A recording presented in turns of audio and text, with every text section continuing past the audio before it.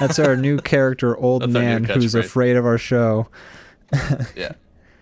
Saying his new catchphrase, which is the show's catchphrase. Which is... Grunts. Oh no! Kind of like Mr. Bill. The idea of being able to stream yourself to the masses scares him, intimidates him. What? I don't... the most exciting technology I remember was... a phone. I remember when the first time I ever heard pre-recorded music. Old man, shit my pants. How do you feel about the phone? I don't like it. I don't like talking on it. What do you like, old man? I like the written word. I bet you do. Do you like it like by like quill or pen or typewriter? Oh, how do you feel about... I'm a big fan of a chisel and a rock. Oh, wow. Okay, so I wasn't going old enough, turns out. No, I'm very eccentric. That's weird for my age even still. You're traditional. You're Have you seen my friend Brendan Fraser? He was frozen in an ice cube. Are you a caveman? Oh, I don't know. I'm just sort of jumping around at this point. It'd be a funny bit to like do a guy who's like old and then he's that old that he's like a caveman. Yeah. But ooga booga. Oh no. You're one of them. I'm the ones who say oogla boogla. Welcome to DrawBomb. Hi. What are we doing? It's good to be here. We got people in the chat that were in the process of trying to scare away. Yeah, we're disappointing them actively.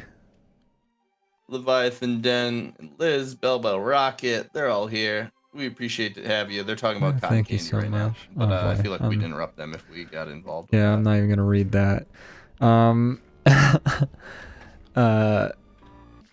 Welcome folks to another episode of DrawBomb, a show that we have done 130 episodes of, and it shows, right? Because like, and you we're can very tell good at it. by our professionalism, our candor, our gravitas. Yeah, gravitas. We've lost that, right? Brandon, have you ever owned a pair of gravitas boots? They're boots that let you like float in the air. They let you float. When I need boots, I reach no further than Gravitas.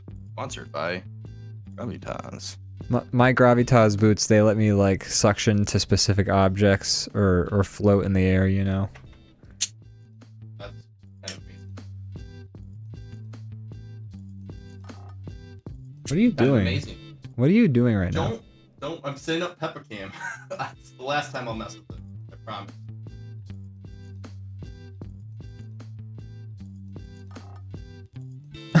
Alright. I won't mess with pepper cam anymore. It was fine where it was. If she doesn't go on camera, it's okay. Well, show us what you've got. Early enough in the show that I can. Okay, I'll show you. Show us what you've done.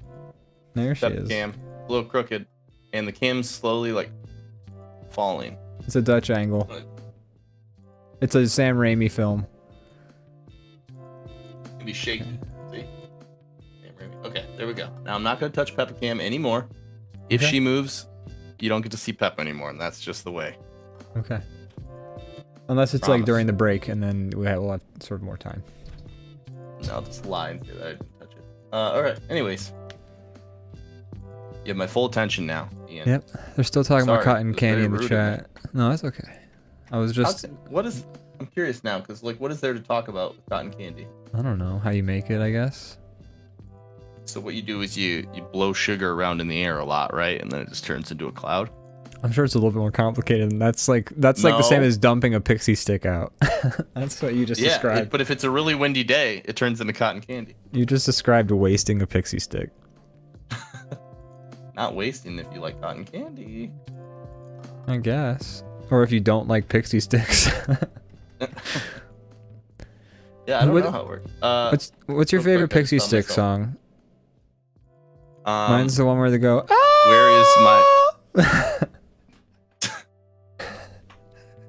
I like, where is my Pixie Stick? Where's my... Yeah. Where is my blood sugar level at? Real quick. Let's see here. Brandon, I am diabetic, and I just recently learned that I love cotton candy. Oh, that's a bad combination. Yeah.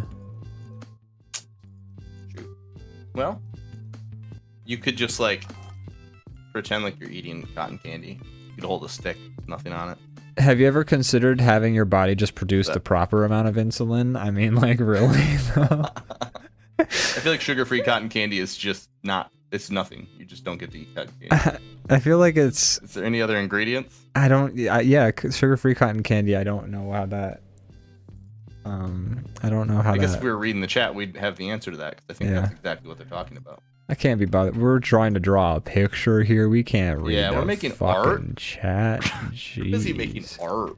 My God. Like, do you think I want to read facts? Like, unless it's like some inane topic we're discussing and I have a point to prove, then I'll go to like Wikipedia. But aside from that, Lizaze says, Den's girlfriend here saying hi. Hi. Hello. Welcome. Sounding off in the chat. I like it. That's right. Letting us know. Introducing us. What do you do besides being Den's girlfriend? That is the question we're at. Do not tie yourself. Oh, are we interviewing her? What are we? I don't know. What are we doing here? Do not tie yourself to your relationships. Be your own person. I mean, no, I don't know what the fuck I'm saying. Welcome to DrawBomb. It's a show where we we're happy don't know what to do with the chat. We don't know. Sometimes we talk too much to them. Sometimes we don't. We completely ignore them. Yeah. Sometimes we talk people are upset about both.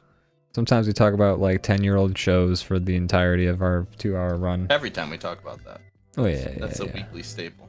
Sometimes we talk about the new movie that's out, if it's on like a streaming service. I've been telling I want to see that Weird Al movie, but yeah. I feel like it's a good movie that would be good to see with the gang. You know what I mean? I agree. Lizaze says, I'm an executive sous chef. That's cool as hell. That's dope as fuck. We both love eating here. It's one of our favorites. Big fans of food. So you're in one of my favorite professions. Not to do myself, but if I have to admire a profession and the work they do. Bingo.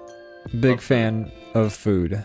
I watched The Bear, and we actually never talked about The Bear, did we?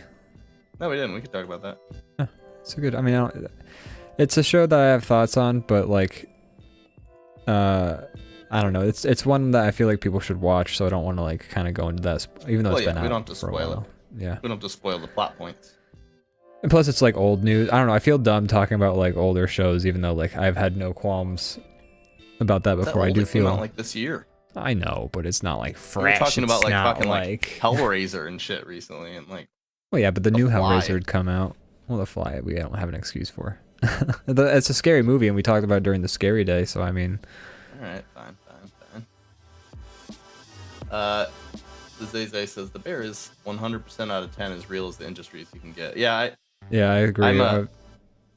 I've done some expoing and food running. That's my extent of being back of the house, but I've worked in a restaurant for the better part of a decade, so I agree from what I've seen and like what I know of the chefs and stuff. I very realistic show. There were like even little tiny details where I'm like, the show is like very like on the nose. There's even like a scene where after he like just like had like a really stressful moment, he's sitting out by the dumpster and he's drinking water out of like a takeout cup, and I'm like, yeah, yes, that's that is what you would get your water in, is in a fucking takeout cup, like a quart container. That's how you would drink it. And sometimes it would be greasy because there what used to be food in it, and like no, I've definitely. Oh no, I can't say that. I can't say I've used a used one. I wasn't by choice, but like you're just like, I need some water, chef. This fucking kitchen's 100 degrees, and they just give you whatever, and they don't care. But no, very real show, very good show. I like the show a lot. It's very funny when it wants to be. It's very serious. It just like I never felt like it mishandled an emotion that it was trying to get across, and that was cool. I think it's interesting that it's so real, but they do have like these sort of heightened moments, like when they drug the entire kids party. Yeah, that's what I think what a show needs is like, yeah, if you can't be totally realistic or else it's not fun to watch. Yeah, but yeah, stuff like that is fun. And then like the whole like the printer not stopping for that one episode, like that's kind of a real feeling that's happened, but not to that extent where literally like there's not a second that the printer's not printing. Yeah.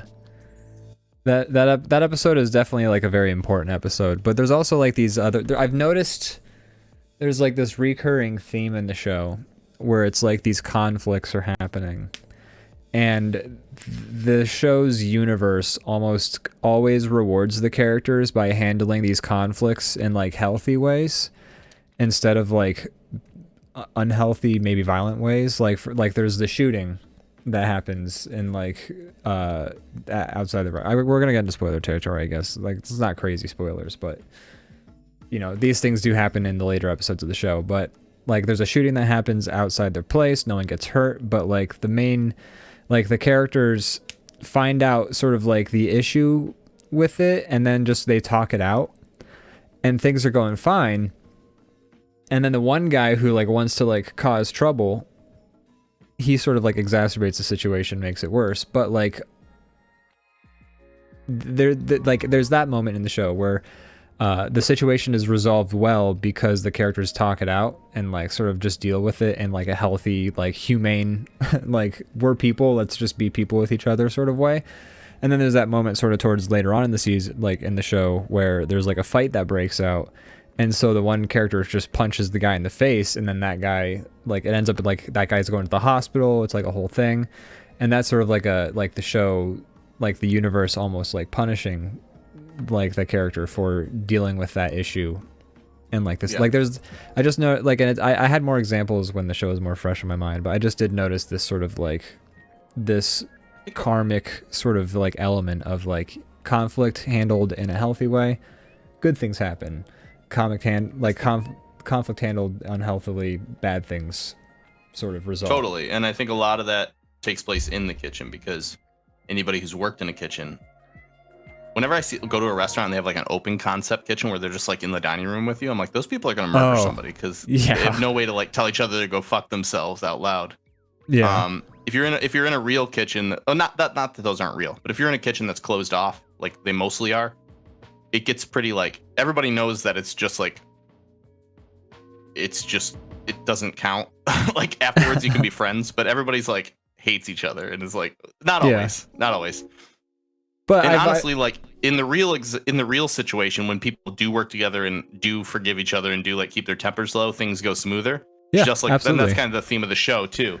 But it happens a lot in a real kitchen where everybody's just like pissed at each other, and like you go to ask them something and you get like daggers stared at you and stuff like that. Especially because like you have to sort of be, there tends to be this, and this isn't like a concept in the show, because the way the restaurants set up in the show is there's only back of house, there's no like front of house in this show.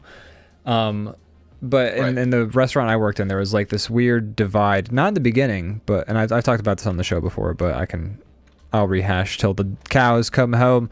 But there's a back of house and a front of house, and there doesn't need to be a divide. But when there is one, that's sort of like going to be a point of friction that's really going to make situations tense.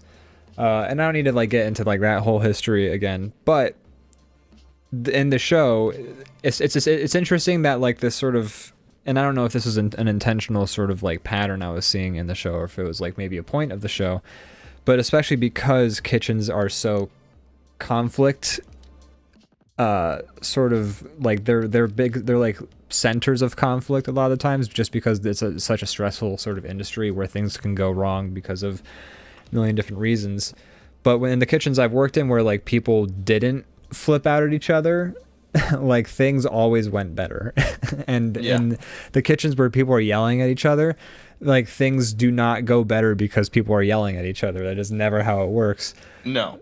So it's interesting in the show that this show seems to have like this karmic sort of element of, how conflict is handled and like what the world seems to sort of reward or punish these characters with as a result of these like actions. Like there's a big one at the very end, not to completely spoil it, where like there's this sort of overarching conflict that is finally like hashed out and the characters just talk about it and be real with each other, and then they're super duper rewarded by like the universe like immediately afterwards in the show.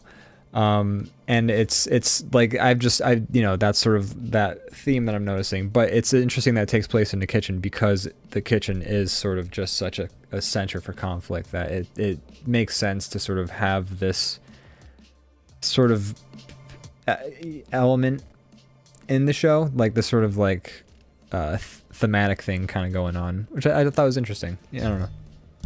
Yeah, it's a fun show. Yeah, it's a very fun show. If you haven't already, you probably already have. But very good show. Great. It's gonna have a second season, which I'm very excited about. For a show that's so like about like people fighting and like conflict, it's very wholesome.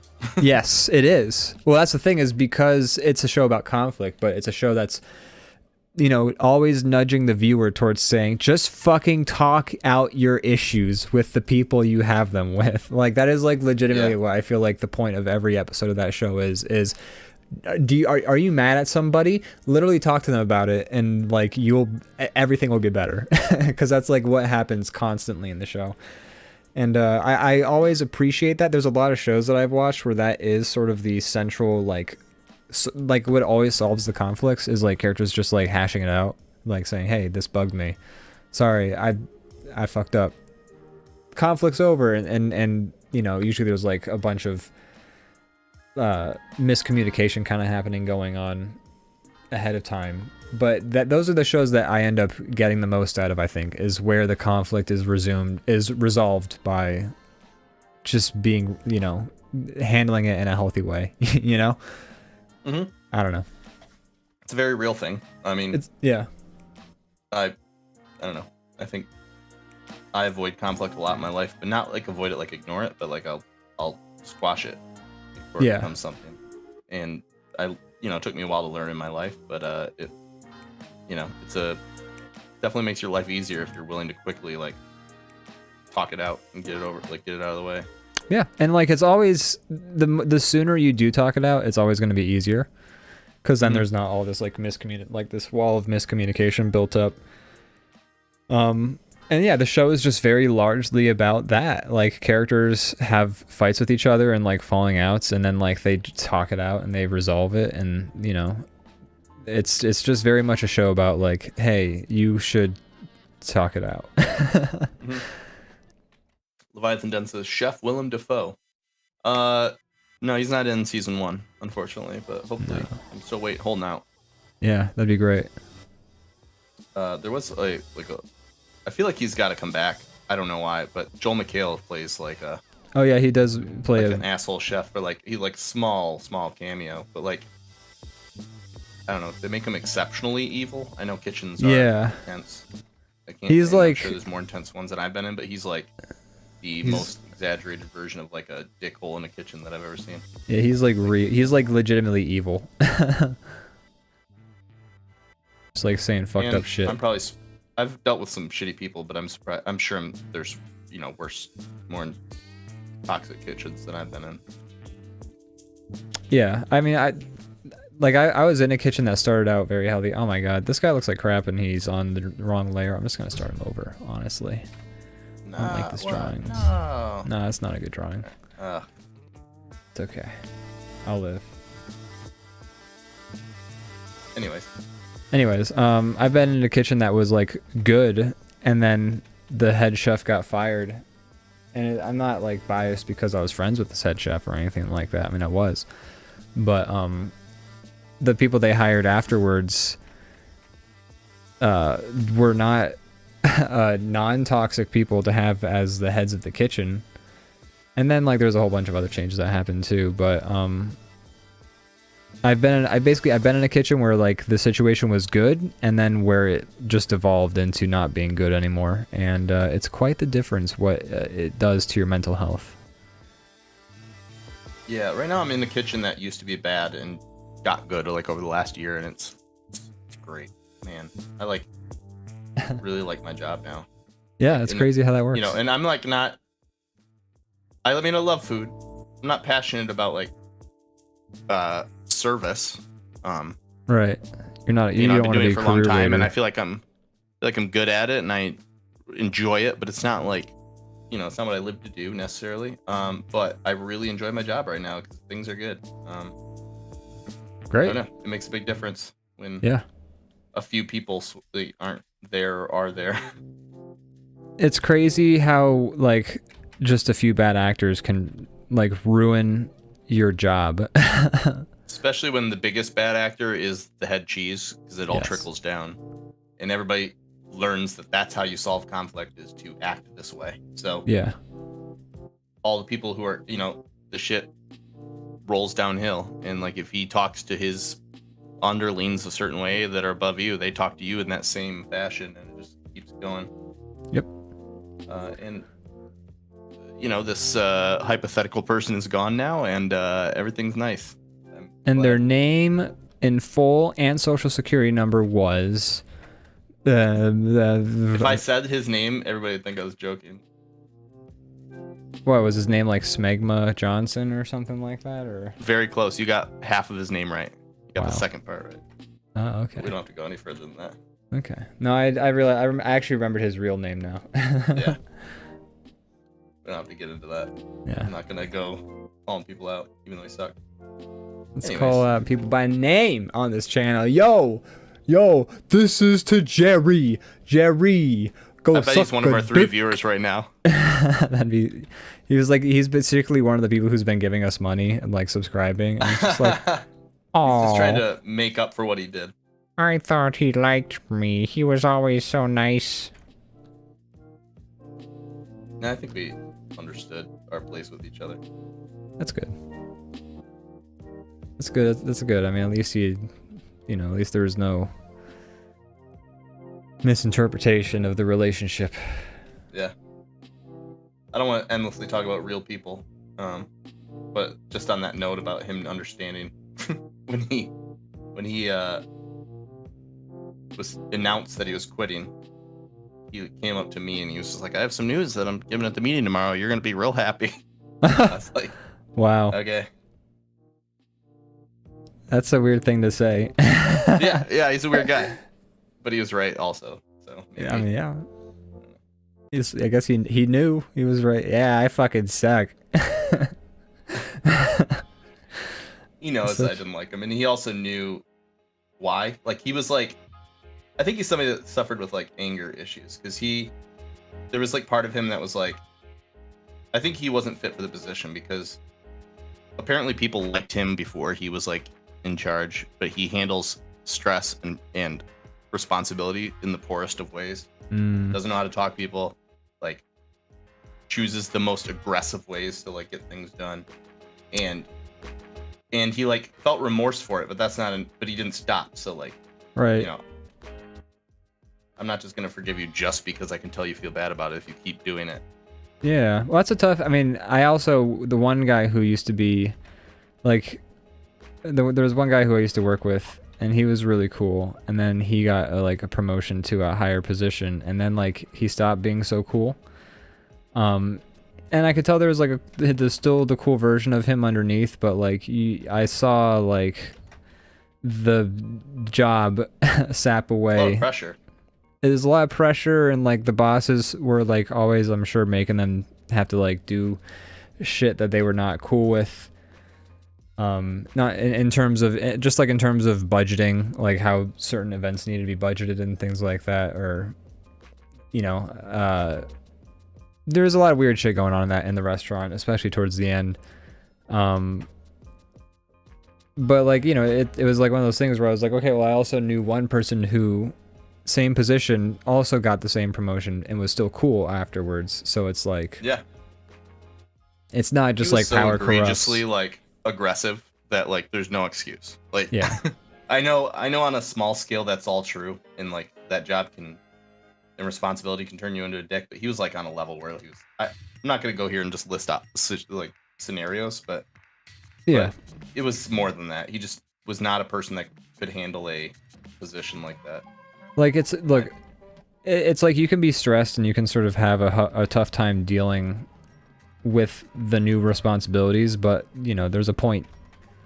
You reach a limit where then it's like, okay, well, the goodwill has run dry. He once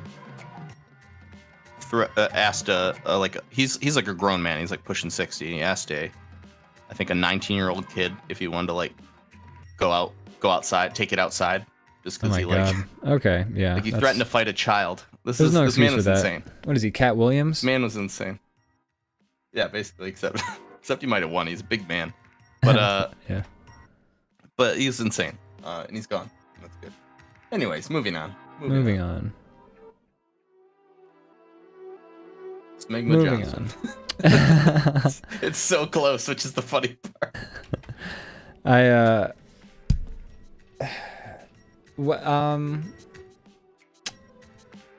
was gonna ask something. I forget it now. I forget. Okay. We've been watching the Fast and the Furious movies again. We have. We've been burning through them like faster than I was expecting. We've been crushing it. We're already on 6. We've had like 3 nights. We've been doing like 2 movies a night basically. We're on 6. Oh wait, how are we on? Did we watch only one of the nights? We're on 6. No, we watched 2 like every night. I'm pretty sure. Oh yeah, 3 was the night that we watched 1 by itself. I'm pretty sure we watched 2 right after 1. Like we watched 1, 2. Yeah, we watched 1 and 2. 3 was its own night. That's what I'm saying. No. 3 by itself, and then we watched 4 and 5. Yeah, that sounds right. It sounds right because it is. You know, I know you're making it up, but it sounds right. Yeah, we've been burning through them. They're great. Good shit. Yeah. Masterpieces, all of them. The new Knives Out comes out soon, I think. I thought it'd been out for some reason. I just hadn't. I think it's in theaters for like a short time, and then I thought it was in. Yeah, I thought it was in Netflix. It's gonna be a short run, like a week or 2 in theaters. I don't think it's in there though, and then it's going to TV. Gotcha. I thought it was gonna be a Netflix exclusive.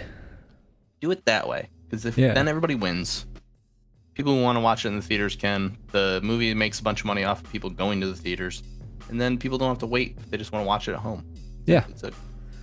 Having it like be in theaters and then like waiting forever for it. Like it used to be like it'd come out in theaters and then you had to wait like 6 months for it to hit DVDs. 6 months. And it was like, come on, you guys. Like it doesn't take this long to put special features on the fucking thing.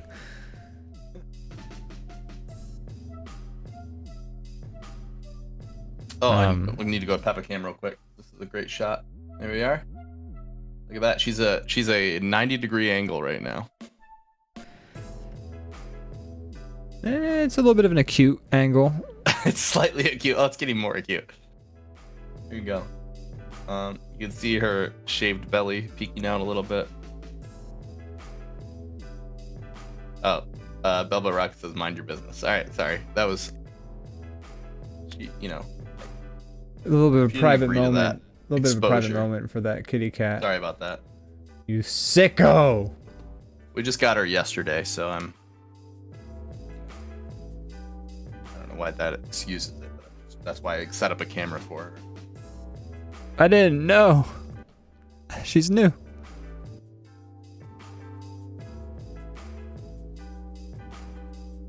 I gotta go yell at her. She's pulling on stitches. Not allowed. Hey.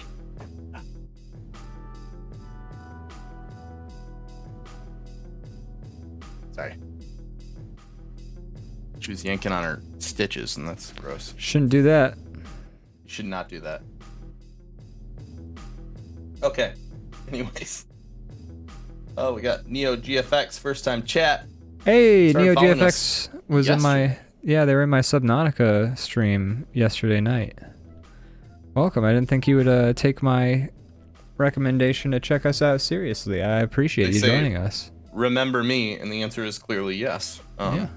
I remember her name. Thanks for following us. We appreciate it. I appreciate it. Welcome to the family. When you hear your family. That's right. Welcome to the DrawBomb. Boy, oh boy. We draw things. We chat about movies and video games a lot. Yeah. TV. A lot of the show. TV. Yeah, we have bits, we have segments too. We got Critter Can that we do sometimes. They say I like art. I don't know if you belong here then. I don't know if this counts. Yeah, I'm not sure. Calling this art might be giving us a little bit too much credit. Elbow Rocket says this is fart art. True. There are a lot of farts. There's like the newspapers seem to be about farts, and the magazines appear to be about butts. Oh, your guy was holding the magazine that I drew in a bunch of spots in the stand. What was happening? What? Your previous character, before he deleted it, was holding a magazine, so I put some of those on the stand. Oh yeah, yeah, and then I recreated your magazine. It was a variety. Yes. NeoGFX says, I can never draw on a computer. Yeah, it's hard. I mean, I did start with like a mouse in Microsoft Paint, which is like the worst. Yeah, it's the most combo. Most frustrating way to make art. I mean, we both have nice like kind of tablets now, so we can just draw right on a screen. It's similar to a paper. Nice. Yeah, if you here I'll if you check it. Whoa. Just draw. There it is.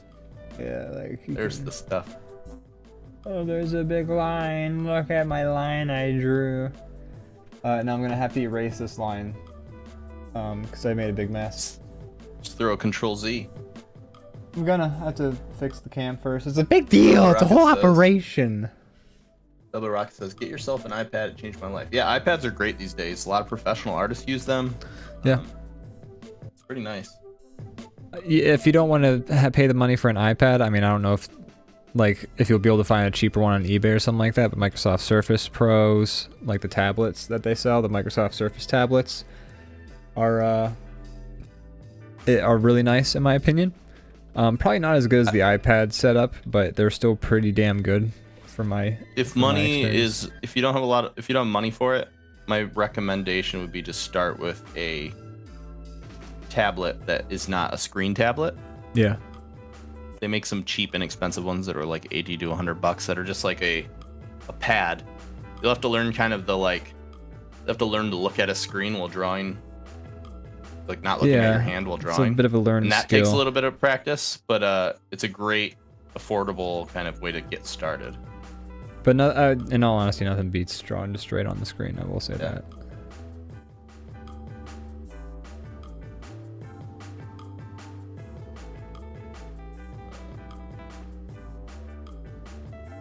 I just want to let you know that you. Oh hell yeah! Oh, 2 Dicks in the Beat almost has 2K views. Oh yeah, baby! I actually saw that earlier today. That's great. I'm glad. I'm very proud of that piece. Like, of all the things we've kind of made in a while. That's probably my favorite. It's a pretty damn. It's an achievement to be sure. We've been collaborating for over a decade. Yeah. But that's one of my favorite things we've done. Yeah, I agree. Especially because like it's such a quick turnaround time on it too. Kind of makes the. It just went so smoothly against all odds. Like we've attempted similar things since, and there's a lot of things I'm proud of and like things I like, and like, but that one just went like effortless. I don't know how. Yeah. I don't know how nothing went wrong. It was great, and all the people we included, amazing. Bella Rock's in the chat. She was one of them. Honestly, one of the best actors.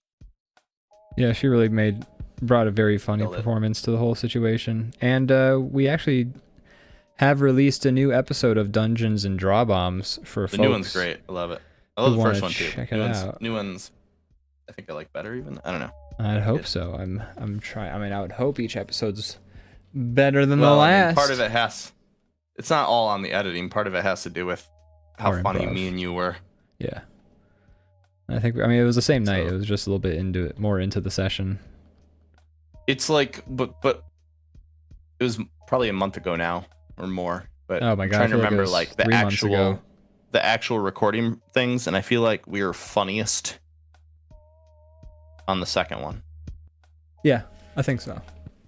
I don't know. I think by the third one, what you're able to make out of the third one. Yeah, I think we were pretty damn funny in the second one. I think by the third one we were getting a little bit frustrated with the constant internet issues. Yips.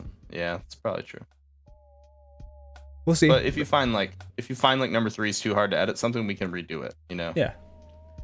And we can start next time we get it together. We can just redo 3.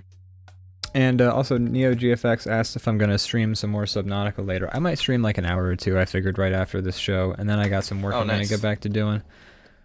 What are you working on tonight, if you don't mind saying? Or is it sleep? Got some animation projects? Yeah, I got an animation project that I have to finish up before I can sort of accept this new one that's sort of landed on my plate. And I don't know if it's like the kind of project I can really talk about. Okay, that's fair. It's sort of part of a larger project, so I don't want to give too much away. But I will say this: it was the one I'm currently working on was a project I was at first trepidatious to say yes to because of the subject matter. I had to like go through the guy's Instagram profile and like check his posts and say, okay, you're on the right side of this issue. Like, just judging from what you're posting and things like that, you are not like a, you know what I mean? I do. Like, this is a person who I can trust will have at least not a fucked up take on this. I hope. We'll see. Hard to come by these days, but that's good. Delbo Rocket says, "Oh, I'd like to watch Subnautica. I've been wanting to try it, but I'm busy." Yeah, I think you'd like it. It's a fun game. I think I got about as far as you are right about now. Yeah. So I should start. Either I should get back into it or I should watch because, I don't know. I don't know what happens after this point. Yeah, it's interesting. I'm sort of at a point where like I'm at this point that I get to in a lot of these sorts of survival craft 'em up games where I'm like, okay, losing steam, and kind of like I don't like to get a walkthrough on like where I'm supposed to go next in a game and what I'm supposed to do to advance. But at the same time, because I think it should be something that you're able to sort of interpret from within the game without too much like struggle. And I think I have an idea of what I need to do next to like really make progress in the game, but it's not like a sure thing, and that sort of is a frustrating moment to sort of like. A lot of it is just go deeper, right? Yeah. Well, that's the thing is I'm trying to figure out how I'm going to be able to let my character go deeper. Fair enough. Because like there's like I've found a couple of areas, but like the one area is too deep. The other area there's nothing as deep as where I can reach, and then the third area there's a giant monster that tries to kill me. So I'm kind of just like.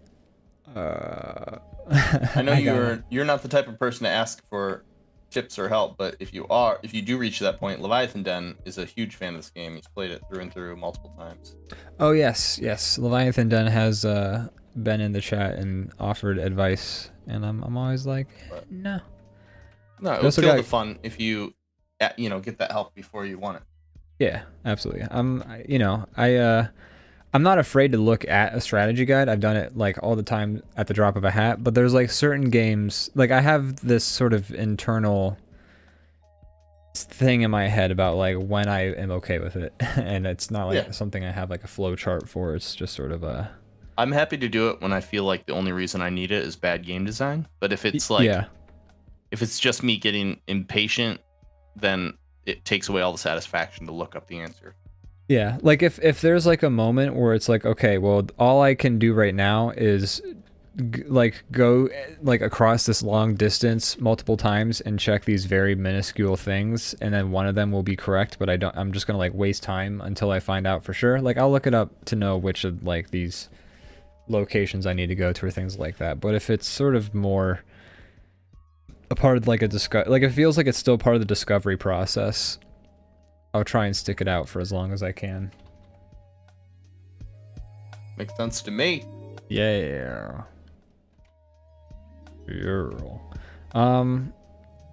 NeoGFX says, "What you job?" Brandon, what you job? I have multiple job.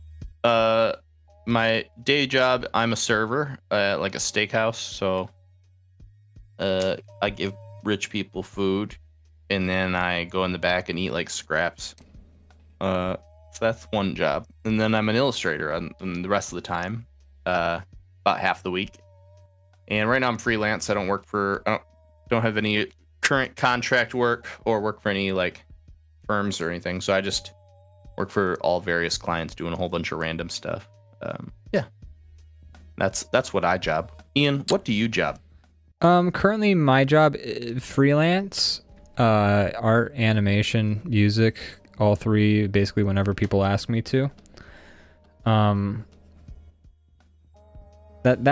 me job. Yeah. And I've been sort of on a downturn for a little bit in terms of finding the work, but that's the downside of freelance is it's like it's not consistent enough. Yeah. So, but I've sort of like I said, a recent job may have dropped in my lap. Nothing's confirmed or denied yet. So I'm not like counting on it.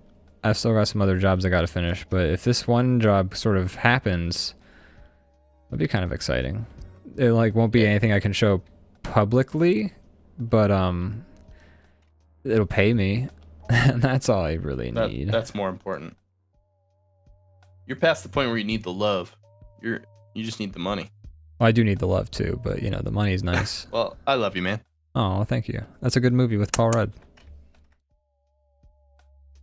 That's what I was talking about. I was just naming my Paul Rudd movies, top 5. Number 1, I Love You Man. Number 2, I Love You Man's your favorite Paul Rudd movie? No. I was gonna say it's a fun movie. I don't know if it's my favorite Paul Rudd movie. Maybe that's counting down number 5. It's hard. I would need to prepare for this. Call me out on my bit. Bro, I gave you a job 2 years ago. Yeah, you gotta remind me about that. I'm gonna forget. I was so busy with stuff. I'm always so busy with stuff. I can't explain, but this one job will pay me a lot. A lot. Which I really need. Hey man, money can't buy happiness. I can tell from Elon Musk and Drake. I think that sentence should be money can't buy happiness if you're mentally ill. Right? And that's not to shit on the mentally ill, but like I would phrase it differently. I would say money can't buy happiness if you're a fucking man-child who wants internet clout. Money can't buy people liking you, I think should be the sentence. I'm not trying to shit on the mentally ill. I'm just saying like if I wouldn't call Elon Musk mentally ill. I would call him No, I'd call him socially malformed. I don't know. Who am I? I just if you're trying to buy, it's like you watch a movie with a genie and the person's like, I want this person to love me, and they're like, well, that's the one thing I can't do. Bruce Almighty? Like is that something that happens in that movie? I think it also happens in Aladdin. Right? No, it does happen in Aladdin, but it also happens in Bruce Almighty. Is Jennifer Aniston, like Morgan Freeman God, is like, you can do anything you want. The only thing I can't make you do, I can't change free will. I can't make someone love you. And then there's that scene where like Jennifer Aniston's like had enough of Jim Carrey's sneakish ways of being God, and he's like, love me, and she's like, what the fuck you doing, dude? Yeah. But that's kind of how it's also true about money, I think. You have endless money, you can't make people love you, and that's what makes Elon Musk crazy. He wants to make people love him, and they're like, no. Yeah. I don't think that makes him crazy. I think that just makes him desperate and sad. Yeah, we've broken it down. I'm realizing that my first choice of words was incorrect, but you neurotypical motherfucker. We narrowed it down. Sometimes I need help. Let's see here. Double Rocket says, I think that having a ton of money like burns out the bits in your brain that give pleasure. Maybe. Yeah. Maybe if you're a millionaire and you can buy every single thing you want for honestly, if Elon Musk didn't care about people loving him and just wanted to like let the good times roll, he could do anything he wanted for the rest of his life until the day he died. For every minute, like there wouldn't be even a lull in that. Yeah, and the next like two, 3 generations of his like family could do the same. He never has to want, literally ever. That's why there's all these old like 1950s stories about like, now I must hunt the most dangerous game, man. Yeah. Like, you know, they get bored. Or you're like, oh, I want to jump off a bridge. What would the world be like if I didn't exist? And it's like, dog. That's why all this like underground billionaires like stuff they do that comes out is like weird, creepy shit. Cause they're like, I saw Eyes Wide Shut when I was a kid, and now I feel like I gotta go to some weird like murder orgy thing. Well, what do you do when you've lived on a yacht that's been in perfect weather every day for the past 5 months straight? Well, I guess you fuck everybody. Balboa Rocket made a good point. She says, one day you win the lottery, and next you're on Epstein Island. Yeah. Yeah, I don't know. It's a weird thing. Nobody should have that much. Nobody should have that much money. The amount of time, like, there hasn't been enough time in our evolution to handle unfettered capitalism. Being that rich. Yeah, or like even like unfettered capitalism, but on top of that, like, you know, we were all evolved only knowing like 50 people max. Yeah, like, we all evolved like in villages and like packs, and now you can talk to everyone in the world, and it doesn't work. Our brains are broken. Our brains have broken just because of the internet. I will agree with that. They're not designed for this. But it's entertaining to watch. We were designed to drink out of dirty rivers and maybe not shit ourselves to death. And here we are with like shooting lasers at each other's homes so that we can tell each other shit posts about cats. Our creature comforts got too big that now rivers do make us shit ourselves and die. Yeah. Like, which is too bad, because as soon as everything goes to like Fallout world, we're all just gonna try to drink out of a river and die. Like, that's gonna be 90% of us. Yeah. 90% of us will die of diarrhea. It's true. When it's post-apocalyptic. That's why I've been saving up all my bottle caps. I'm not saying I'm better than the rest of you. I'll be right there with you. I'll be like, I'm so thirsty, and I'll just drink like some sewage water and just die the next day from diarrhea. That's why I've been saving my bottle caps, is so that I can buy the good water. You're ready to go. I've been watching episodes of Doomsday Preppers. Oh. Those shows are so funny because like they rate them at the end, and they're like, "You would survive for 12 days," and then people are always so offended. They're like, "What? Like, this is my whole identity." I spent $50,000 yesterday on this. I quit my job and uprooted my family. I live how long? 15 days. And they're like, "No, you're wrong, man. You're wrong. You're lying." It's a great show. I love it. I do love a good trash maybe it's taking advantage show. of people. I don't know, but they want to be on the show. They're proud of their work, even though they're bad at it. I don't know. I don't know what morals are when it comes to this stuff. Like, it's a show. Is this show like taking advantage of like unstable people, or? Yeah, that's every reality show. No reality show is every reality show is built on the backs of like taking advantage of unstable people. It's got to be better than like Intervention, which I've watched a lot of, and you know. Okay, all right, I can sleep at night. You've convinced me. Yeah, Intervention's way worse. Intervention is like, we filmed this person doing horrible drugs and ruining their life, and told them it's okay. Go for it. now let's show 30 minutes of their family crying. Yeah, let's watch the devastating effects this horrible mental illness has had on their family. And then let's watch them struggle desperately for them to climb back from the abyss, only to eventually say in like a blurb of text that it was all for nothing. And then let's make a meme out of one of the guy's dads crying. Yeah. That's pretty messed up.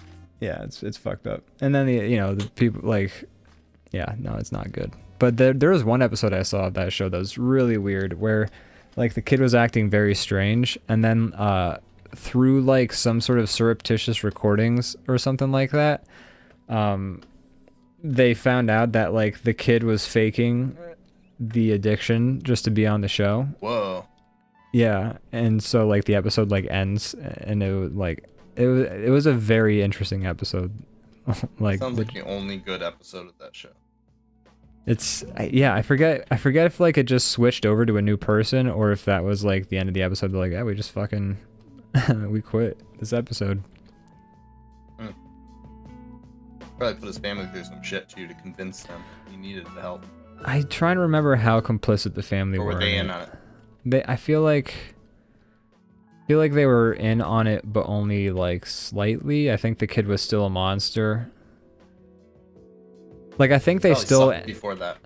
I remember like the people on the show still gave the kid like a dressing down. Like they essentially just like shit all over him and his life. And I think they were like talking about like how he was basically abusive to his family and like how he was a piece of shit.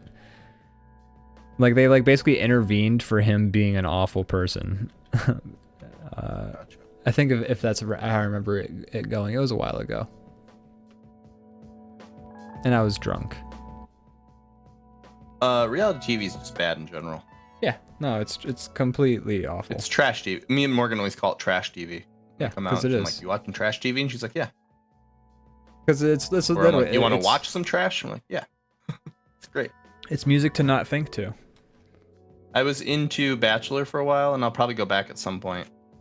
It's a fun show. But it's trash. It's absolute trash. Yeah. It's no bueno.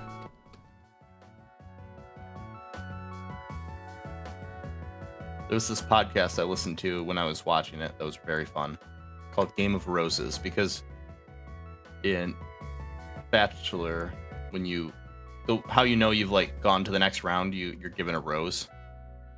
And this podcast is these two people, this guy and this girl, and they talk about the show. Everything is talked about like it's sports. Like somebody like manipulates somebody or like cries or something and gets to stay on the show because they cried, and they're like, wonderful play by Lisa in episode 2, great play. Yeah, she's really showing her game face. Like they just talk about everything like it's like football. It's yeah, really breaking funny it down listening. like sports commentators. But the whole show is so fake that like it's reasonable that they're doing that. But like everything's played off like it's like emotional and real, but it's like it's all fake. It's all play. It's everybody like manipulating and trying to play the game. Everyone's just vying for clout.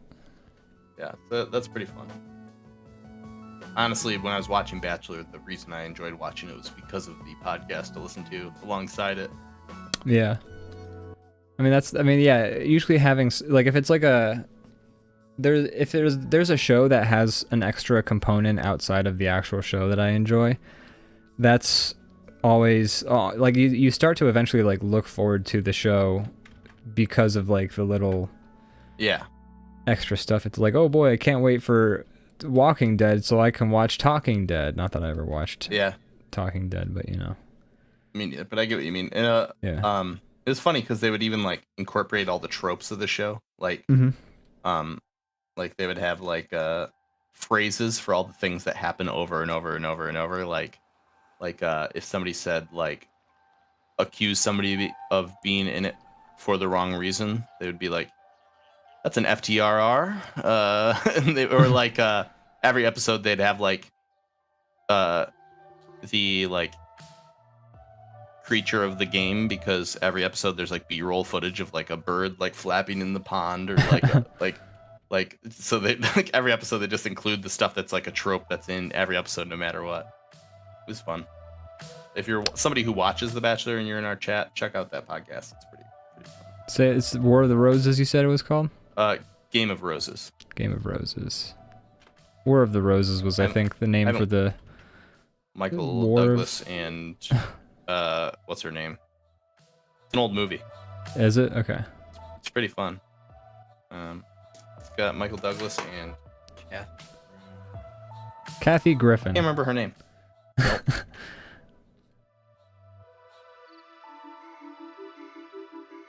While Brandon's looking that up, let me look it up. Oh yeah, I'm not gonna look it up.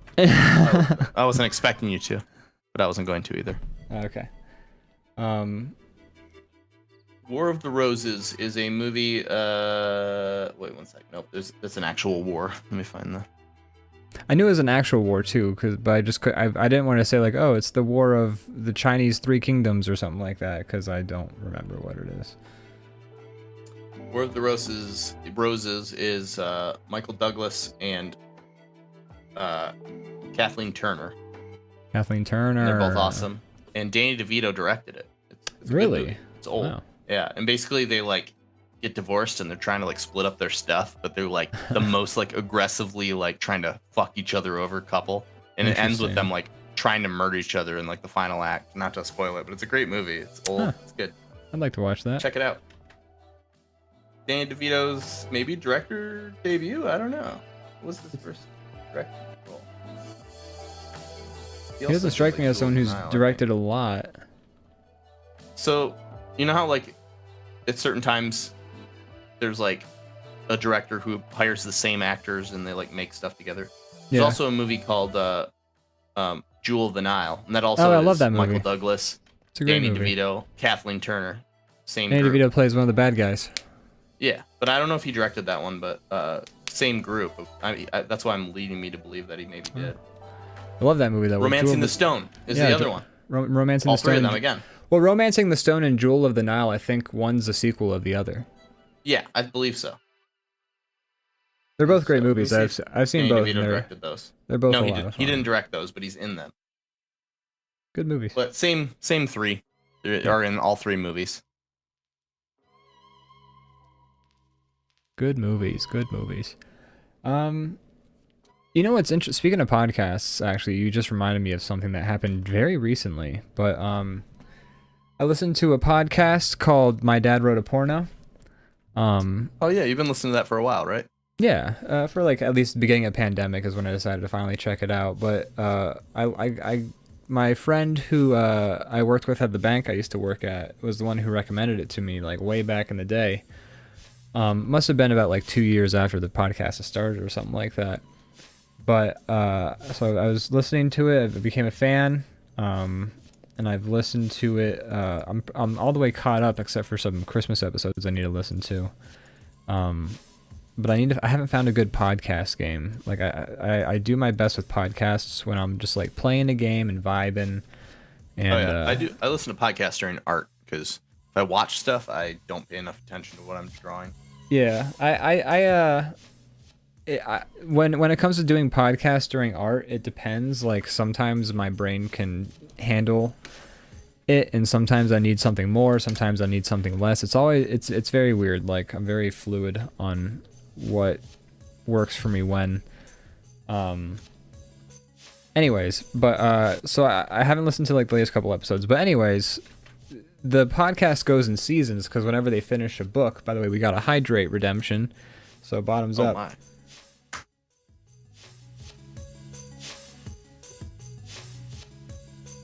But it's a show that goes in seasons because whenever they finish a book, that's like a season right there. And so it's been a few seasons, or it's been like the end of the season was a little while ago, and sort of we've been in between seasons now supposedly. But then yesterday they were just sort of like on their Instagram going like, "Hey, so podcast is ending. We're gonna release a couple more episodes. We're gonna release like 2 more episodes, which are some holiday specials, and then that's the end of the podcast." And I was kind of like, "Oh, that's so weird." I'm not done yet. Well, it's just very sudden. It feels like they ended the second book or the most recent book months and months and months ago. By the way, thank you Zone Dog for the subscription. We love you. We appreciate you. Friend of the show, guest on the show sometimes, Zone Dog. But yeah, it's just like they've been like it's been a while. They've sort of like when they ended the last season, they made it sound like there were more books to come, and then just yesterday they're just like, I know it's been like 7 months since we did a post, but the show's over. That's weird. Yeah, it's very strange. And then they're kind of like, this isn't the end of Belinda Blinked, which is the name of the books that Dad wrote that are the titular pornos. But it's just a strange You would think they would build up to the end more, right? Like you would think the sudden thing. They'd be like, you know, like, oh, thanks for watching. Blah, blah, blah. Yeah. Here's how we're gonna like blow out the ending, like make it like a big event. So it has me wondering if there was some sort of behind the scenes drama that may have like kicked up or something. Maybe. I don't know. It's just very sudden and strange. That's too bad if you liked it. Yeah. Hopefully it felt like a satisfying enough time to end it. Yeah, it didn't. I mean, like the book the last book ended and it was kind of like it was a setup for a sequel. And oh, bummer. Yeah, so it's very strange. It makes me think that there's definitely some sort of sounds like it behind the scenes drama, and I'm not quite sure. So yeah, I mean, time will tell, obviously, what the situation unfolds. But it's just it seems so sudden. It is sudden. That's always a bummer when things you like end in not a satisfying way. Yeah. Especially like when it seems like it's because of like drama. It's like you know, another recent example. Oh geez, I just scraped my pen against my mic stand thing. But I heard the noise. Yeah, but like that Kim's Convenience show, which I watched, which was a really fun sitcom on Canadian television, but they have it on Netflix too. But that was a really good show that I enjoyed. And then apparently there was some issues with like actor compensation being bad behind the scenes and people like leaving the show, and so it just kind of ended. And like it's very strange because the show is, and like I've seen the final season, the show is like it's going, and then there's just like at the end of the one episode there's just like a scene where they're all in like the titular convenience store, and they're all just like sort of reminiscing.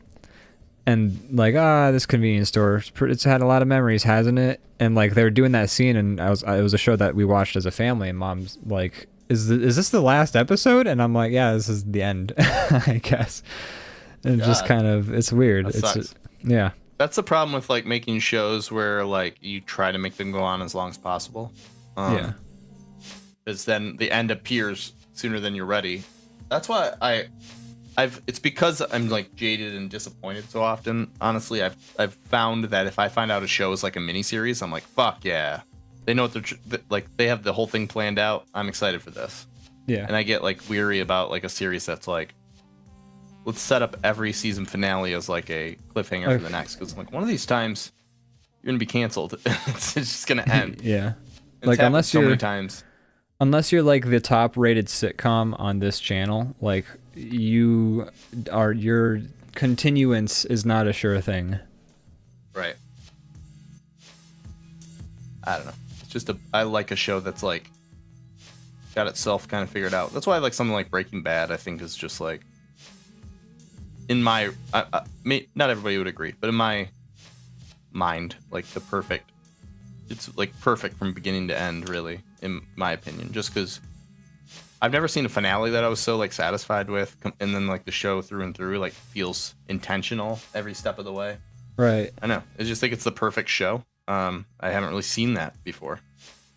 It's rare. It's definitely rare. I do like a show that goes on. I mean, I like it when a show goes on and on and on and on, because that's obviously nice. If it keeps being good, like why not enjoy it? Yeah, like, it's good to have a little comfort food. Like I never really got. It's Always Sunny still feels good.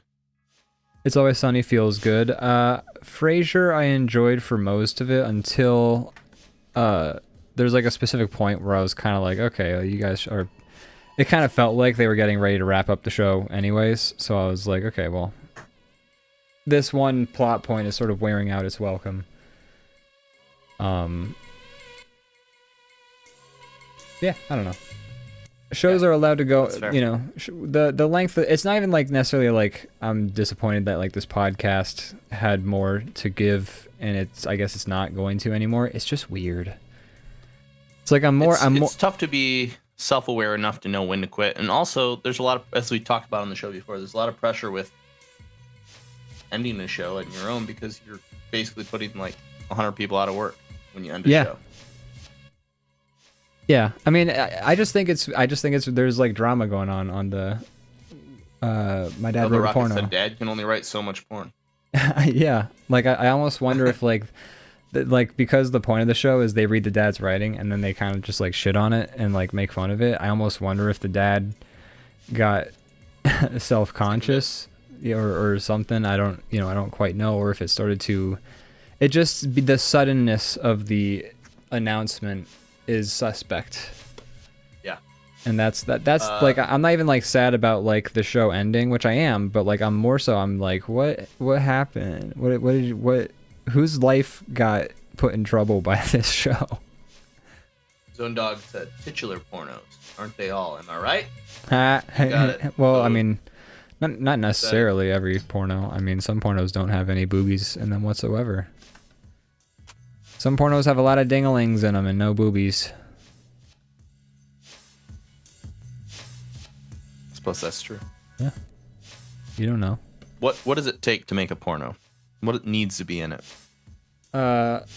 Juices of the bodular variety. There's like softcore porn.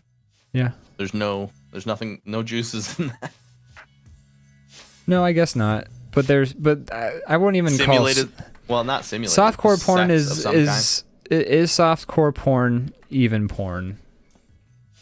Really, it's people dry humping, and that's what I'm asking. It's I don't know. The penises are all just narrowly off screen. That's the idea. Everything is just vaguely. Who is softcore porn for? Like 15-year-old boys watching cable in the middle of the night. I guess. Like, what is the point of that? Like, why would you choose? Especially I think softcore porn makes the least amount of sense in the era of the internet, where you could type in like, I don't know, it kind of died out once the internet. Yeah. Took hold. You can, but I'm sure there's still some out there. I'm sure you can find some on the internet. Maybe there's somebody who that's like their fetish, right? Like we could spend all day being like, well, why do you want to dress up like a dog? Like, why would you do this? And someone's just like, look, I can't get off if I see a dick on the screen, okay? Turns me off.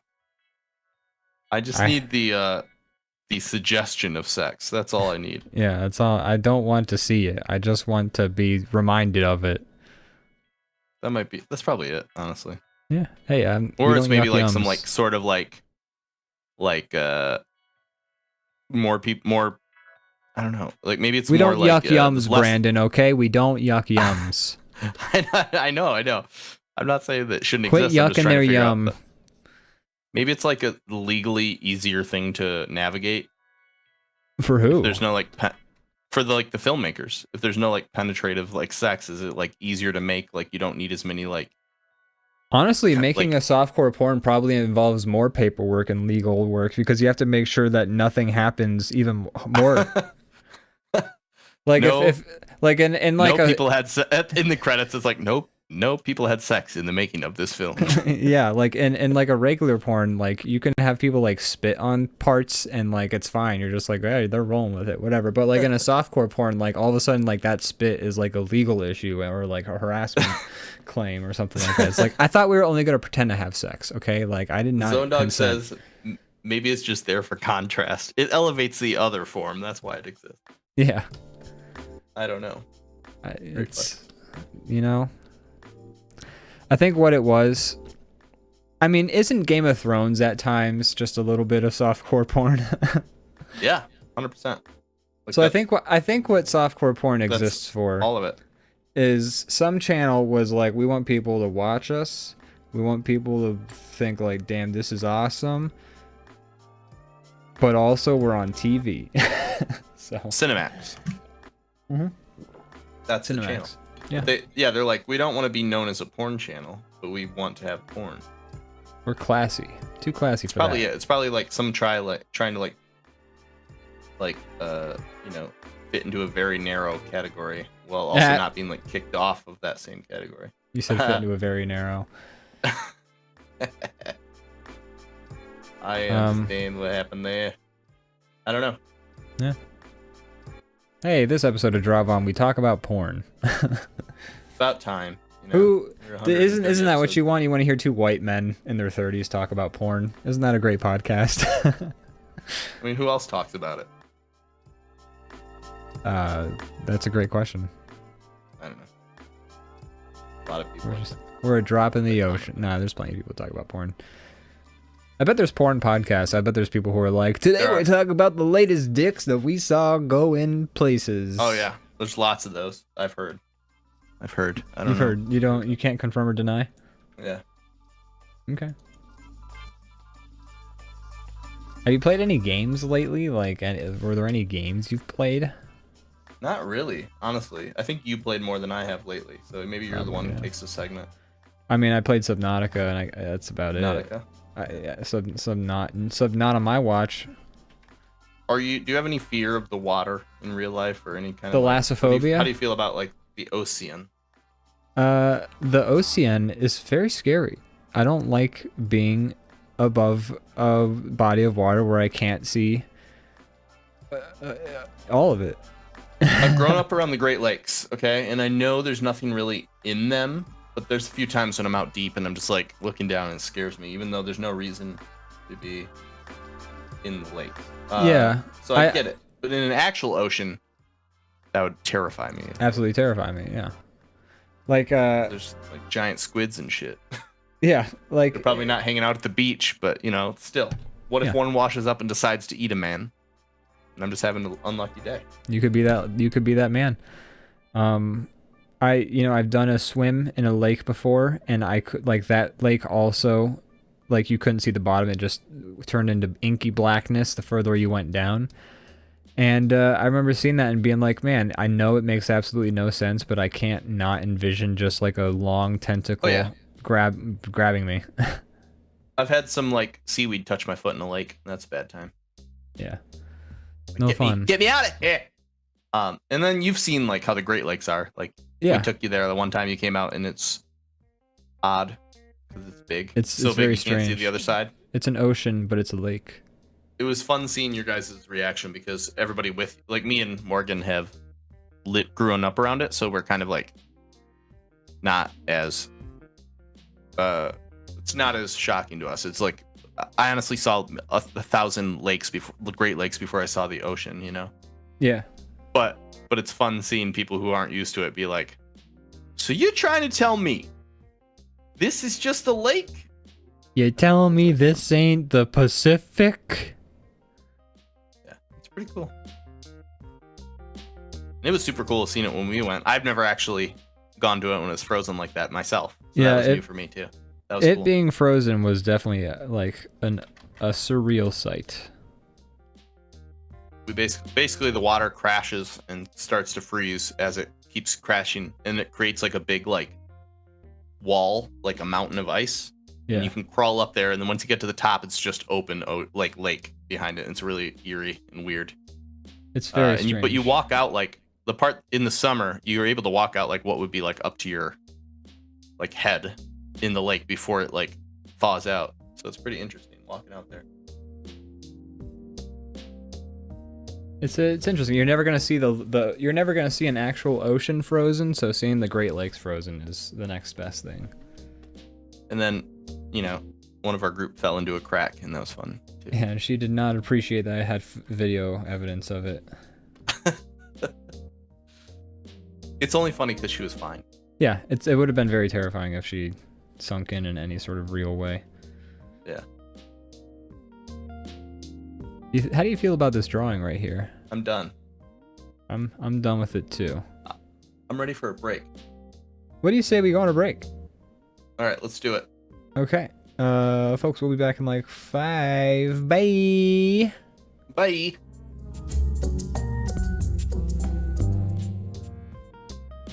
Hey, we're back. Wow. Feels like just yesterday.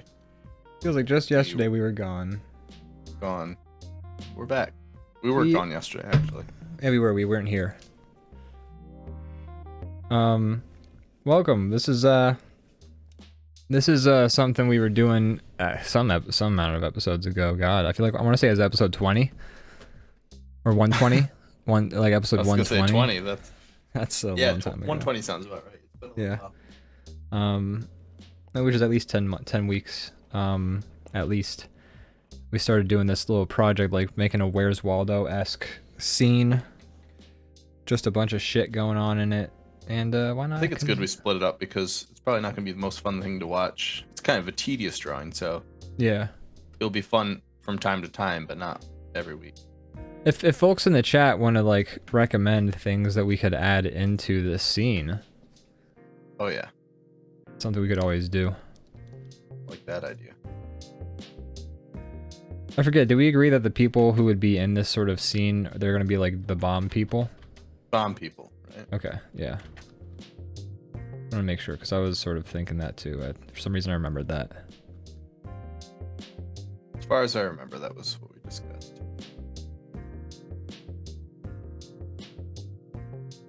I guess we should figure out uniform because like, the idea was it was two factions fighting each other.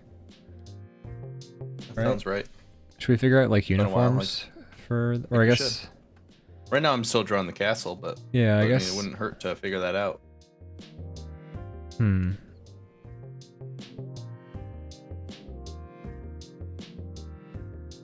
This is a pretty big dude I'm drawing. Like this arm is huge. I'm gonna finish drawing the castle before we get to that, I think. Yeah, we have ways to go on the castle. Yeah.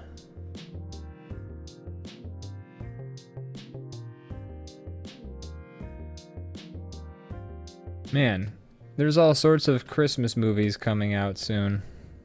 Yeah.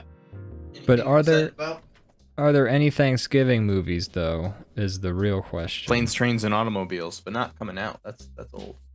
Yeah, like that's a sort of genre that doesn't. You only get that in TV shows, like as like a holiday episode. You don't really get a Thanksgiving movie. Bubba Rocket says, "I hate Christmas." You're a Scrooge or a Grinch. There's just like make-believe words that are invented for people who hate Christmas. Yeah. You're a splumpsh.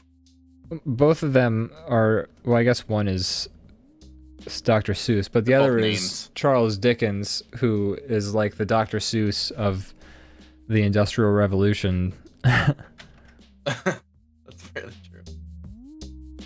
Why do you hate Christmas, Bubba Rocket? If you care to say, you don't have to. If you're regale us with your traumas. Something more personal. Because we all know that Chandler hated Thanksgiving. Thanksgiving, because your parents got divorced on it or something. And he lost a toe. True.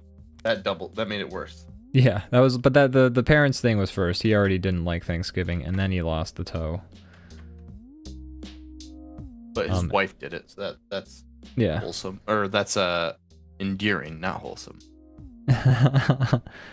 Yeah, it ended up being a bonding moment for them, because he had also called her fat, and so it was like her payback almost.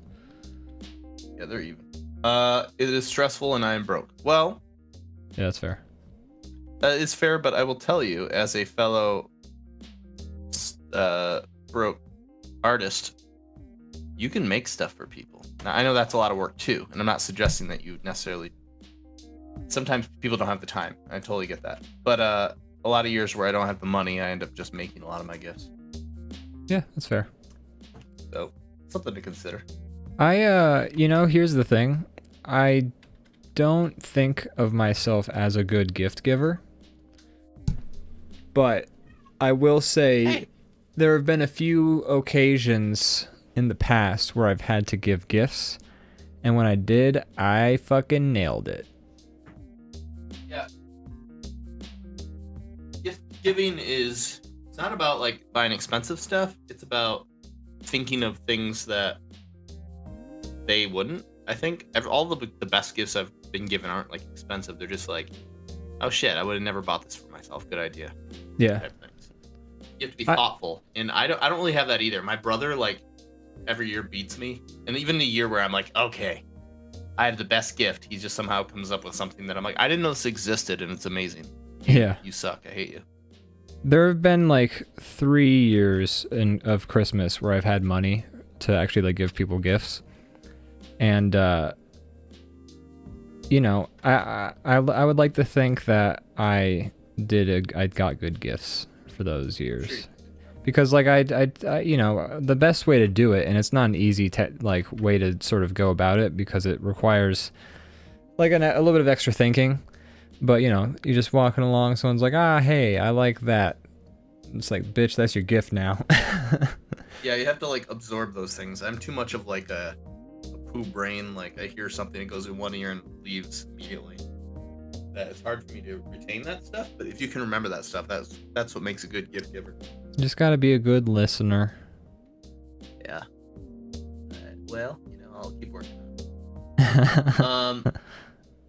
Real quick, Double Rocket says, everyone's getting a t-shirt this year. That's a great gift. People like the stuff, like the handmade stuff is better anyways, because it's unique. People, when it comes to gifts, people want something that's like thoughtful or unique. They don't care about like, oh, you got me a thing I could just go out and buy, you know? Yeah. Double Rocket says, Ian is a bad gift receiver. I gave him a shirt for his birthday that I thought was so cool, and it's still sitting unworn on his keyboard as far as I know. Like, damn, at least put it away. Is it there? No, it's not there. Okay. Phew. Also, don't take that personally. I was under a lot of stress, and if you've seen my desk to my left, there was a lot. I actually found a check at the beginning of last month. At the beginning of October, I found a check on my desk that I hadn't cashed for like money. And I was like, oh fuck, I never turned this money, and I love money. I fucking love finding $20 in the couch, except the couch is depression. Yes, exactly. Or just stress and overwork and burnout. Yeah.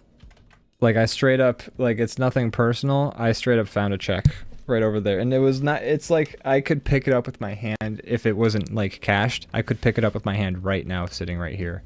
It was that close to me. Well, I'm glad you found it. I'm glad I did too. That shit funded me for another month of Game Pass. The person who writes the check is like, don't cash. Yeah, shit. I thought I got away with that one. Yeah, I bought a shirt. I mean, granted, I bought it, so I guess I'm allowed to take a little longer. But the shirt I bought from you guys, Izzy and Zach, I didn't wear it for a long time just because, I don't know, I just waiting for the right time. I haven't really been going out much, and I don't know. I didn't wear it for a while, but I bought it. But now I've worn it a lot. Nice. Balbo Raga says, laughing my ass off every time I call Ian out on something. He's stressed and busy, and then a little face made out of letters. And I can show you my bank account if you'd like me to verify my stressedness. I'd be happy to verify those numbers for you. The busy thing is a real thing. Like people that suffer from the whole like procrastinating or putting things off because they're busy. It's usually like, I don't know, they are. I don't know how to make it sound any more smart than that. I mean, I haven't been procrastinating. I've actually been very on time with all my stuff. It's right. I've taken on a lot of work, and I have to because I need money. Right. I guess procrastinating to like do other things, like the small things, like procrastinating from life. The shirt on your body. Yeah. Exactly. Grepsky's here. Hey, Grepsky in the chat. Hey. Me when your girl and when if when me when my face when me and my girl and me when you my face and me when totally same hashtag relatable. Hashtag right. Wednesday's relatable content on a Tuesday, Monday. I don't know, maybe I'm just defending you and defending your honor because I'm very similar in that way, and people often are like on my ass about it too. I'm just like, yeah. No, honestly, like I don't know what to tell you. Like my family's all like, why don't you come out and visit us more? You say you're busy, blah blah blah, all this, and like, just it's like a 2-hour drive for me. But then like I have my wedding coming up, and there's people like freaking out, like, what? Is there a shuttle from the venue to the hotel? Because what? I have to drive a mile. Like, I can't handle. I'm like, I have to like travel around everywhere for everybody's stuff on the weekend when I'm working the most. And then like I'm asking like people who have like the weekend off to come out, and they're just like all stressed out about it. I'm like, welcome to my world. I'm always trying to like manipulate my schedule to fit yours. I don't know. It's a lot of it's interesting because like a wedding is planning for yourself, but it's also a lot of appeasement because you also gotta like A wedding is one of the few parties where like if somebody can't make it, it's a big deal. There's a lot of parties where it's just like, if you can't make it, it's fine. You know, we were just gonna get drunk and watch the game. I totally feel that way about a wedding though. Like people can't make it. I'm like, cool, one less person to pay for. I'm like, yeah, for you. But like there's people, but it's not you who's gonna get upset. It's other people. Like if like your parents couldn't make it to your wedding.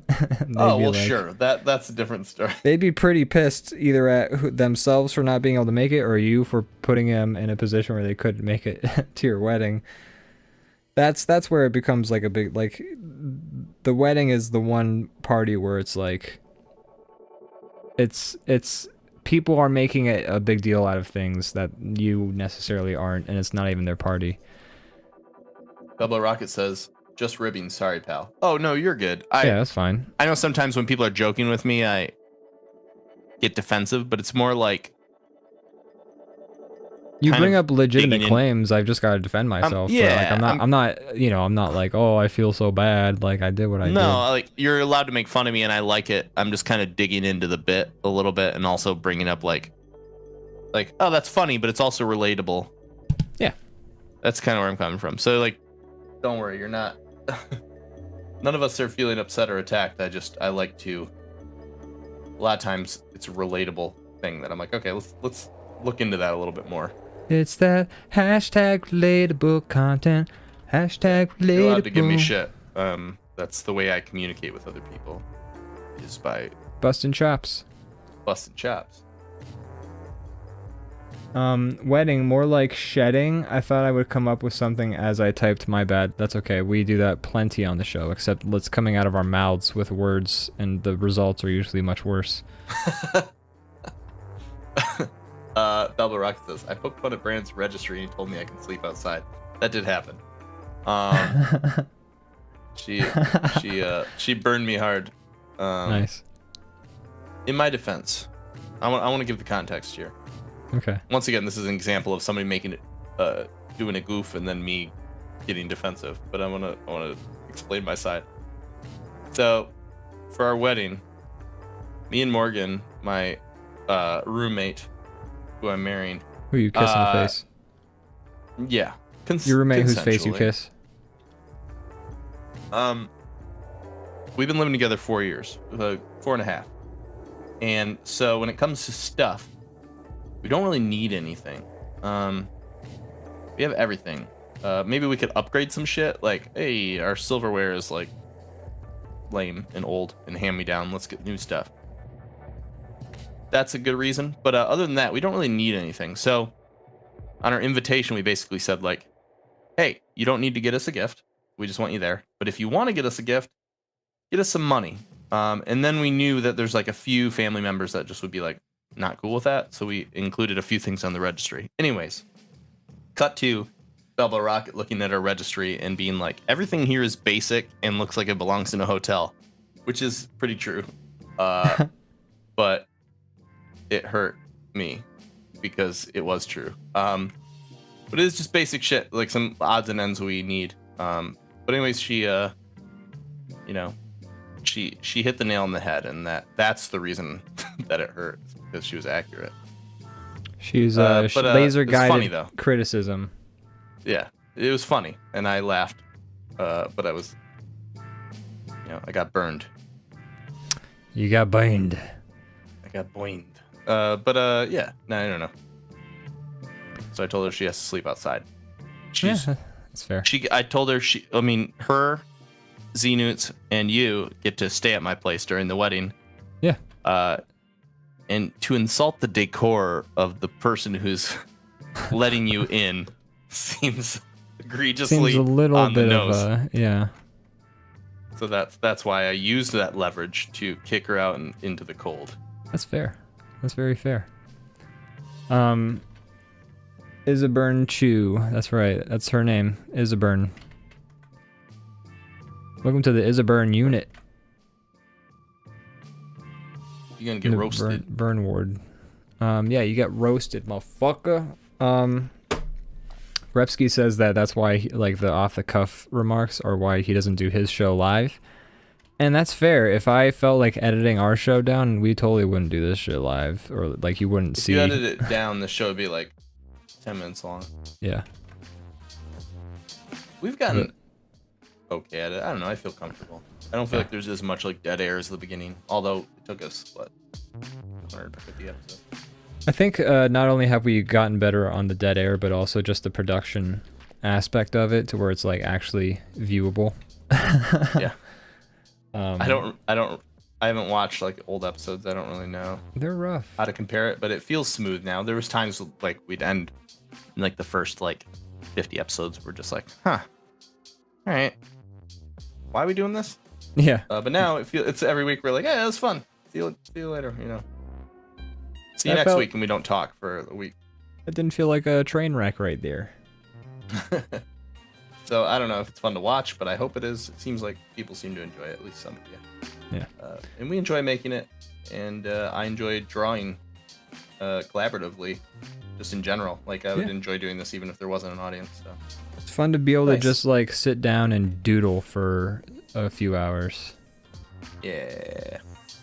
Even though I feel like my doodling skills are very subpar. So when like I'll do like drawings that take me days and days and I'm like, yeah, that looks good. But like when I do a doodle and like I don't have like an underdrawing and it's just like me sort of just drawing random shit, I'm not always pleased with the results. I'm like, that looks like shit. Well, maybe this is good practice then. Well, we talk too much for me to like okay, like talking is a big part of why some of these doodles I think end up not looking optimal. I feel like I get distracted from the talking and you get distracted from the drawing. Yeah. Which Not I think those distracted from the drawing, but like the thing that I do am worse at. You get distracted by drawing and then you don't talk, and then I get distracted by talking, so I don't draw. But I do think those feed into each other. Like, right. I think it's good that we're not both on the same page, or else the show would just come to a screeching halt. Yeah. But I also think that those sort of lacks of one and the other are also like why, like my lack of talking is why you have to pick up the slack drawing, or my talking and lack of drawing means you have to pick up the slack drawing. Good that we're opposites. Well, I'm saying that the fact that we're opposites feeds in is like it's the problem. It's like it's feeding into it. Yeah, that's probably true. See me not hearing what you were saying because I was drawing. Yeah. Exhibit number 2.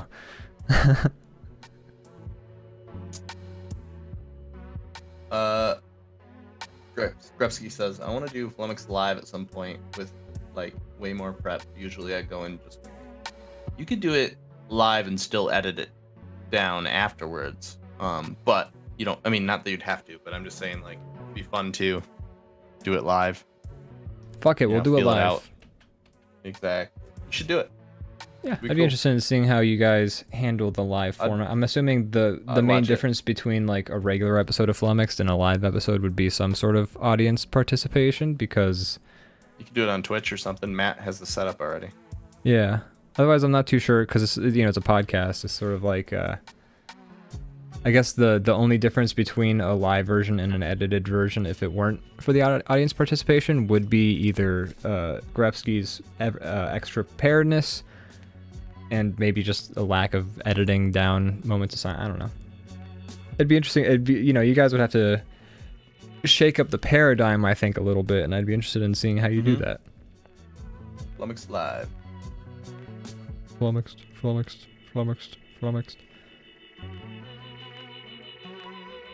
Singing your own song. Yeah.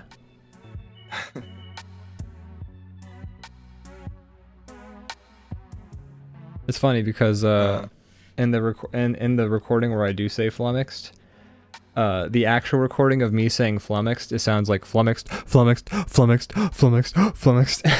Like you get like a breath, and like it just sounds like flummoxed is just a weird word to repeat because it just sounds weird. I'm surprised you didn't just record it one time and then like use it. Well, what I did in the final version was I said flummoxed, and then I just took the best take of that one recording and I just looped that shit. Okay, yeah, that's what I assumed. Yeah. Makes sense.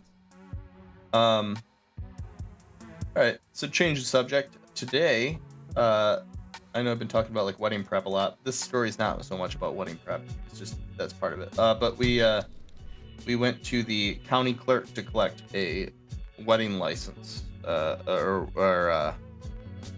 what do you call it? I don't know. Wedding license. Yeah, right? It's a wedding license. I'm pretty sure it's a marriage license. Marriage license. That's. But anyways, we went to collect that, and you apply for it online, and then you go in and you pick it up. And I don't know, why is it... Has anyone ever gone to a Secretary of State or a like city council building or a like city clerk or anything? And you're not just in line with people who are just like sneezing and coughing and just like they're in like sweatpants. I'm not like trying to shit like on what people are wearing, but I'm just saying like it's like people that are like they have like a runny nose and they're just like, I don't know. I just like the dregs of society. It's not so much about class.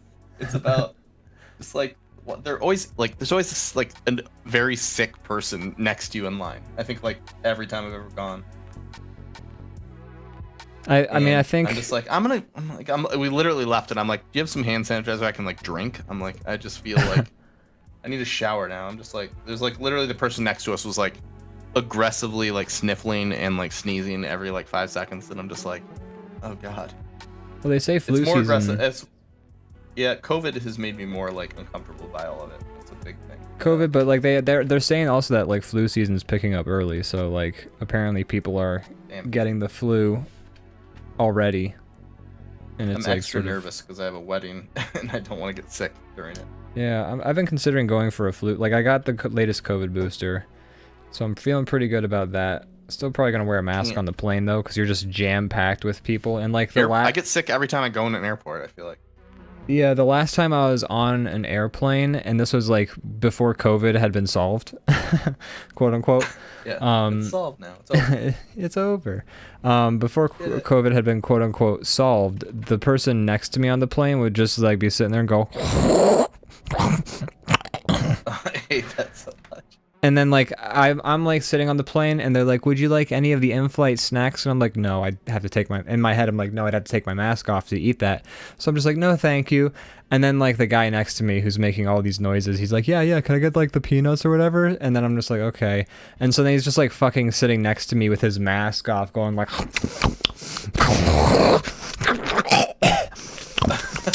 hate it so much. I'm just like, and I'm just like, just vibrating uncomfortably.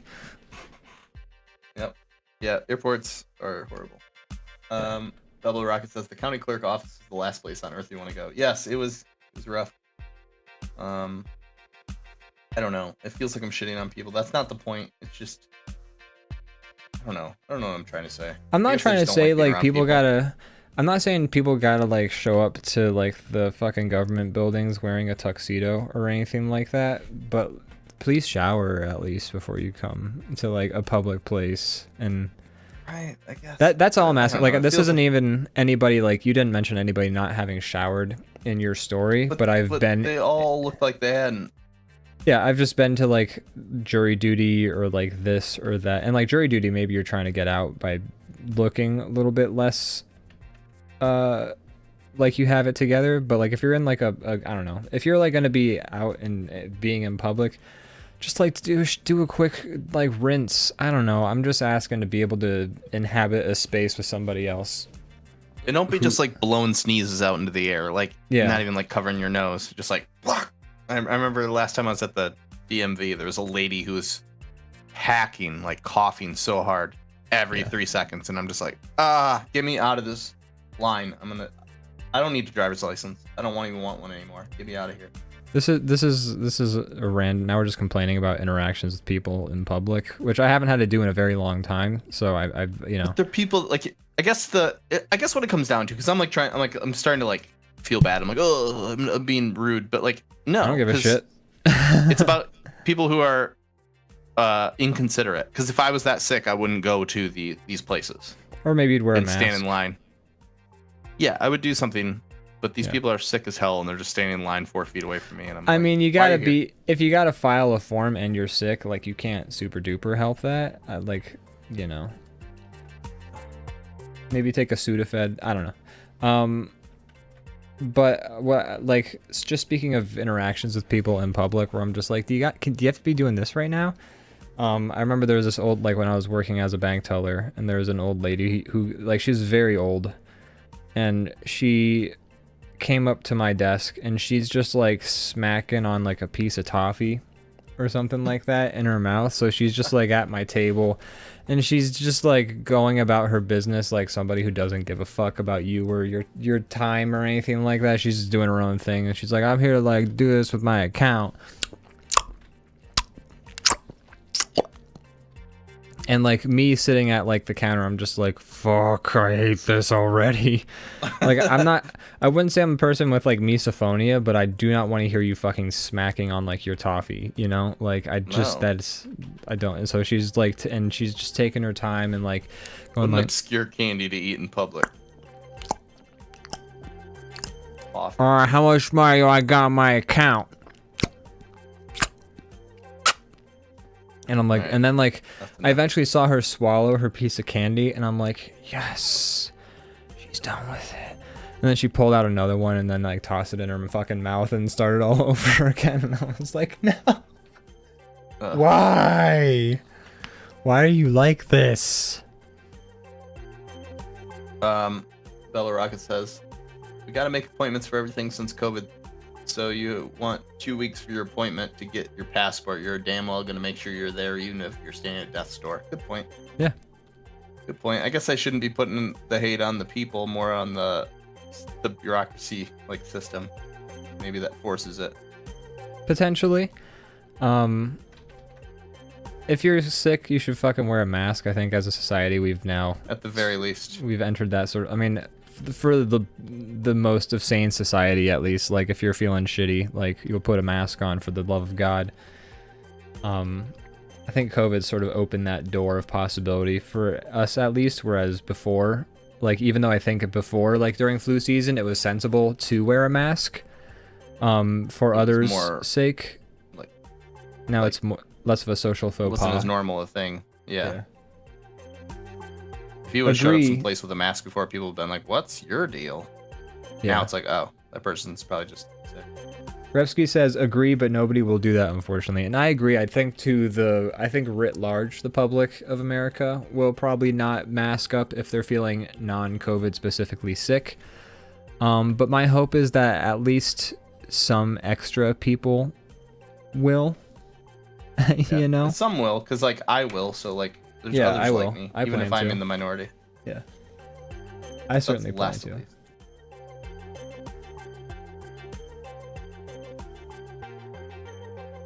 Hey, put a mask on. What are you doing? I muted myself on the stream. I'm not sure if Discord... I guess Discord did not mute me. Oh. Because my Stream Deck button... It's weird. It works for Discord for the most part, but then it doesn't work for OBS. And then sometimes it doesn't work for either. I don't know. I don't know. A lot of the Stream Deck stuff seemed to be fixed on this latest update, at least for me. I don't know about you. I think I need to reassign my keyboard shortcuts in OBS, because I guess I must have done something. I don't know. I've, like, tried to fix it in OBS because it's the only program where it seems to be an issue still. But yeah, I don't know.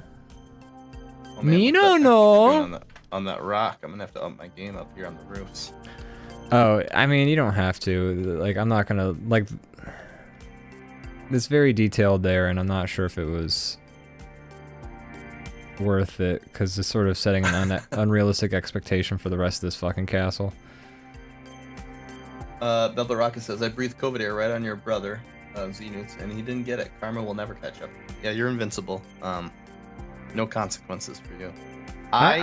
Me and Morgan have both got it independently. I've had it twice. She's had it once. Neither of us, like, avoided each other, but just because by the time we found out we had it, we've already been, like, you know, making out aggressively or whatever. So that's an exaggeration. But anyways, gross. I was like, well, I guess what's the point? Like, you sleeping upstairs and me downstairs now. Like, we've been, like, sick. So I don't know, but we've never caught it from each other. All 3 times. She never got it when I was sick. I never got it when she was. I don't know why. I've been very fortunate. I have been around people who have, like, it's turned out they've had COVID And I've dodged those bullets. I don't know. Or I've been asymptomatic. I don't quite, know which. But, and now I'm all boosted. Not that that makes me immune, but I've just been very fortunate thus far. I want that boost. Yeah, the second time I got it, I was around some family, and none of them got it, so that made me happy. That is good. I'm glad to hear that. Everyone in my family has apparently gotten it, even the ones who have been immunocompromised, and they've been thankfully okay. So we're very fortunate on that regard. NeoGFX says, "What you got a Stream Deck? You got a Stream Deck Mint? Now I got that big ass motherfucker with like the 24 buttons. I spared no expense on my Stream Deck." Grevsky says they've had COVID at least twice, probably more honestly. They have asthma, so it fucks them really hard. I can only imagine. Jesus. Brutal. Yeah, that's rough. You should not get it anymore. Yeah. Just some advice, friendly advice. Next time somebody says, "Hey, do you want COVID?" Say, "No, thank you. I'm good. I tried it out." I'm gonna pass this time. I've made that mistake before. This time, pass. I've learned my lesson. So, just to recap in this episode, we've told Isabel that's her fault she has diabetes. Did we? I don't remember that. No, I said, hey, if you, why don't you just tell your body to make more insulin? Oh, right. Yeah, which she sort of does with a shot, with like, Right. But not by like force of will or like commanding it. I bet there's fucking people out there who do think that, like, you can just think away your fucking diabetes. Like, oh yeah. Big time. 1 million people died because of Patch Adams. Yeah, Put on a clown nose. No, I don't think he exclusively thought laughter was the best medicine. I think he just tried to bring some joy to people that were not feeling a lot of joy. That fucking monster. How dare he make children smile. He's the first anti-vaxxer. That's right. You don't need vaccines for polio. You just need a clown nose. He would have been a big proponent of that penny arcade charity for children's hospitals, where they give consoles to children's hospitals so kids have games they can play while they're in the hospital. Which is actually a great idea for a charity. I think that's a fantastic charity. Grebsky says, I'll try that for next time. Glad we could help. Yeah. Doctor. NeoGFX says, I'm getting a mini. That's a lot of money. Yeah, for sure. I mean, go mini. Like, I saved for my Stream Deck. So, I have the mini. I think it's a good move if you're on the fence, because you can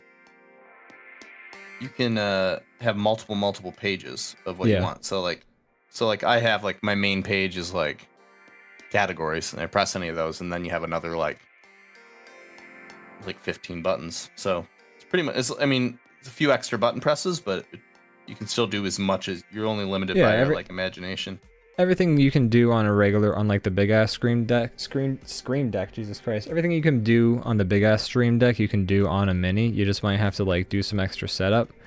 I got mine the most fancy one just purely because I was just like, more buttons, yes. I'm surprised I didn't get that one, because when it comes to technology, I'm like, oh, there's a higher end one, I'll just take that one. If it has features that you'll never use, well, it doesn't matter. I just want the best one. I'm sort of that mindset too for technology. For me. Because technology is always like outpacing itself. So I'm like, well, if I get the best one now, then it's a little while longer before I have to upgrade. A lot of times it's like, I'm not going to buy another one of these for like a million years, so I might as well just get the good one. Yeah, might as well. I don't know. Belbo Rocka says, I've met countless of them, or I've met a couple of them, people who think I can heal myself with the sheer willpower, and I'm like, okay, teach me. Yeah, that's interesting. Smiling? That'll solve it. That's how our one grandma's boyfriend passed away, sort of. I mean, he just had health issues, and his doctors were like, you should eat less of these foods, and he didn't, and so he died. Okay. That's sad. That's the story. I don't know if that's entirely the whole of the truth, but from what I've heard, that seems to be the most of it. Okay. He did tell us that the COVID vaccine gave him bone cancer, and I was like, that's definitely not true. Michael but Douglas he was that kind of guy. Throat cancer from cunnilingus. Good old Michael Douglas. I wonder how Catherine Zeta-Jones feels about that. I mean, here's the thing. At least we know that he eats pussy. I mean, there's a lot of dudes who won't do that for their girlfriends, and we know that Michael Douglas is one of the good ones. But he blames her for his cancer because of it. Yeah, so maybe he's trying to get out of it. Maybe Catherine Zeta-Jones smokes cigarettes with her pussy. I don't know. that news would come out, and if I were Catherine Zeta-Jones, I would just be like, "What the fuck did you say to the news?" Yeah, no, for sure. Like, he's the weirdo in the long run. Like, he was fine. They're still together. I think so. Oh my god, I would. That could be wrong. That could be totally wrong. That would be sort of like a real like deal breaker, though, if like somebody went to the tabloids. It's kind of a slap in the face. Yeah. I think it's more like he read some weird holistic shit and believed it. Not so much he blames her personally. He just thinks the action maybe is responsible, but still. Just because you're rich and famous doesn't mean you're smart. Well, a lot of people mix that up. Yeah. Not to go back to Elon Musk again. Oh, yeah. Also, you're sick because you rely too much on medicine, folk. Well, those are the dumbest folks of all. Yeah. It's a shame that, like, there's people that literally they're in a time where we have the most resources for health, and they're like, nah, I don't think so. Yeah. How about those, speaking of medicine, how about those, insulin stocks? That's great. That's couldn't happen to a more deserving group of people. That has come from the, whole Elon Musk Twitter debacle. Yeah. What craziness. I mean, I'm all for it. I love that type of shit. Yeah, they deserve all the pain that comes to them. For folks who are not aware, and I don't know how you wouldn't, like, I don't even go on Twitter anymore, and I found out about this, but there's, you know, because of Twitter's awful new head of development, aka Elon Musk owning all of Twitter, the new checkmark system is, I'm gonna sneeze. Bless me. Because Elon Musk owns all of Twitter, all of his terrible ideas are now being implemented. And so the one is you pay money to get the check mark, which before the check mark was like, hey, I'm the real Colin Mockery. Whereas now it's like you pay money and you have a check mark. So some folks paid money to get a check mark, $8 a month, and then changed their names or pretended to be the owners of like the biggest insulin manufacturers. Yeah, basically the check mark before was like a way to make sure that the person who was talking was who they say they were. Now you pay for it, so it's taken away any meaning. Like now anybody can appear as if they're official. So it's kind of taken away the whole point. Anyway, so they pretended to be the some of the largest manufacturers of insulin in the United States, and said insulin is now free. And then immediately, like that same day, insulin stocks and like the stock of that company and 3 other companies that also produce insulin all dropped by like billions of dollars. Yeah, basically that joke made a bunch of rich people who are taking advantage of sick people lose billions of dollars, which is, you know, wonderful. Just wonderful. Absolutely beautiful. Very funny stuff, and I'm all for it because fuck those companies for literally killing people in the name of profit. I mean, insulin especially is like $10 to manufacture, and the patent was given to the companies by the people who invented it for free because they wanted to help people. It was made using United States tax dollars too, so it's like this shit should be either $10 or it should be fucking free. Like, yep. The fact that people have to ration insulin is absolutely a fucking human rights abuse. Failed country. Yeah. What a great system, tying healthcare to capitalism. What a winner. Ian, Brandon, it's about that time. It is. We've actually gone over our time, I think, a little bit, but that's fine. We have. Do you have anything to plug, my friend? I actually do this week. I know, unusual for me to have something to plug. No, you know what would be unusual is if I had something to plug. That is true. That would be really weird. It's been like a year since I had something to plug. Well, you do sort of have something to plug because you're part of this, but Dungeons and DrawBombs episode 2 went out on the YouTubes and on the Newgrounds yesterday. What's on Newgrounds? I need to check that out. Yeah. Comment on it there. But yeah, folks, if you want to support the channel, if you want to help us maybe eventually ever pop up on YouTube, go to our YouTube channel. Go to the newest Dungeons and DrawBombs episode. It's the most recent video that's been up. Got posted yesterday. No, it got posted Saturday. And leave a comment, leave a like. Seriously though, leave a comment. That's the one that YouTube likes. I need to get in there. Yeah, you do. I've watched it, but I haven't commented yet. Yeah. Comment on it, folks. Get Papa Algorithm to love us just a little bit more.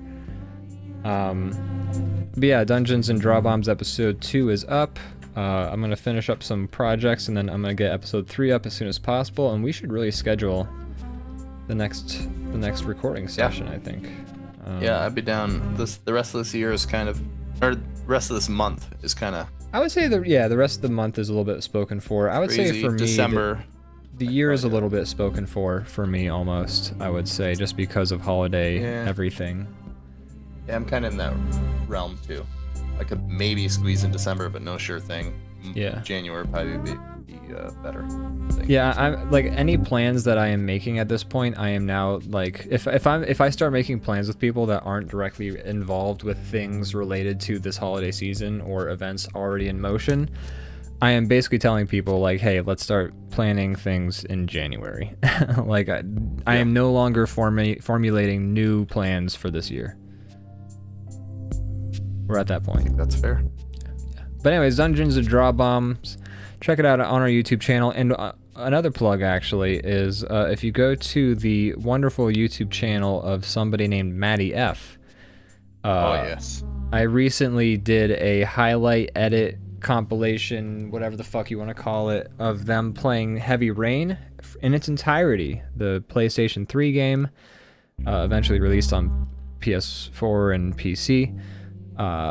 But he played all of it, and I took his streams and I edited it together into a funny highlights compilation. It's fucking 4 hours long. Did you put it on his channel? It's on his channel, yes. Oh, nice. That's nice of you.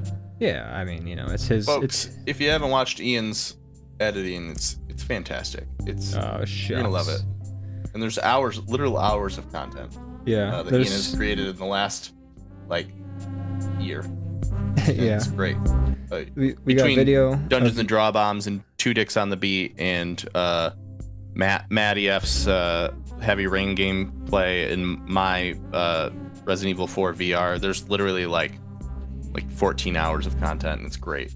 It's a lot of content. Definitely should check it out. I've been busting my hump. But check this out. Neo GFX says, Ian, are you gonna stream in a minute? Yeah, I'll probably stream Subnautica once this streams, just for like an hour or so, because I do want to get back to work. I gotta send somebody a progress update on this current project, so they know I'm actually doing it. So I should do some of it at least. But yeah, Heavy Rain is a scary game, isn't it? No. I don't consider it a scary. It's a dramatic game. There are moments that like it's about like you're in like the den of a serial killer in one particular moment, and that can be viewed as a scary moment. I wouldn't say overall though the game is scary. It's just it's like a dramatic, emotional game. There's some tension and some drama, but Bell Rocket, you would not consider it scary. Yeah, it's not like a horror in any sense, in my opinion. But those are my plugs. Dungeons and DrawBombs and Matty F plays Heavy Rain. Oh yeah. Hey, I watched that live and the video, says Grepsky, by the way, when we watched the Matty F video as a group. Grepsky was there. Yeah. might be. Well, it's not. I mean, you guessed the genre of the game wrong. That's fine. That's not a problem. But yeah, anything for you, Brandon? Do you have anything you want to plug aside from your marriage or your kitty cat? Nope. Oh yeah, let me plug the kitty cat. No, I have nothing to plug. You know, I'm just living life one day at a time. I'm busy with things, so I don't have as much time to do fun projects. But I am, you know, working on some stuff. It's just, I don't know. It's like very like small potatoes, like individual clients. So it'd be weird to be like, here's a portrait I'm working on for this couple. You don't know them. Yeah, you can't really show that off a little bit too much. Yeah. Yeah. Oh, Grefsky says they watched the Matty F video today. Well, thank you so much for giving it a watch. I really appreciate that. And the context for the game, it was terrible. Yeah. There's a lot of really there's some fuckery going on in Heavy Rain and the way it presents certain themes and characters and elements. Yeah, it's not a great game. No. It's got its flaws. Also, Grefsky did ask earlier about this castle picture. We're making a big, like, Where's Waldo type scenery. Like, we're just a bunch of shit's going on. And starting with, like, the building, and then, you know, we'll draw over it a ton. The characters all over the place. That's the idea. We gotta start with the bones. Yeah, we're basically creating the landscape, and then we're gonna just clog it up with people. And, like, when we're doing that part, we'll also ask you folks to, like, hey, what should be in this crowd of people? Things like that. Double Rocket says cranky. Who's cranky? Am I cranky? Maybe the cat. Cat's a little cranky because it's turning away. Yeah. And if its tail is flaps. Hey, no, what a cutie. This cat's like a dog. Its tail flaps nonstop. 100%. It'll be purring away and its tail's still gone. That's cute. Hold on. Epic game. What a cutie. Okay, folks. Anyways, they're bad luck though, so probably gonna another car is gonna drive through my office soon. That's true. Yeah, another car will hit your house.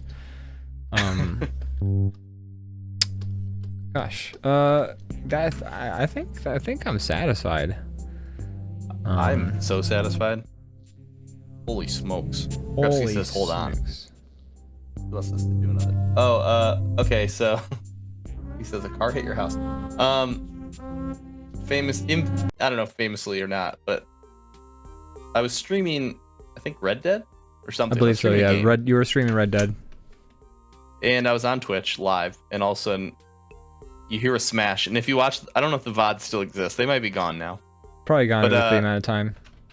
You hear a smash, and it's on the thing, and I'm like, what? And I look out my window, and I'm just like, whoa, holy shit! And there's a car that was flying straight at where I'm sitting. Would have been a direct hit. Would have made for some really good streaming content, but I might have also gotten hit by a car. But it hit a telephone pole. Right, like there's in my front yard. There's like an old telephone pole that's like it's not there out of anymore. commission. Like the light on top was even like 50 years old. I've never seen like a light fixture like it. It's like some weird old thing that just happened to still be there that the city never ripped out.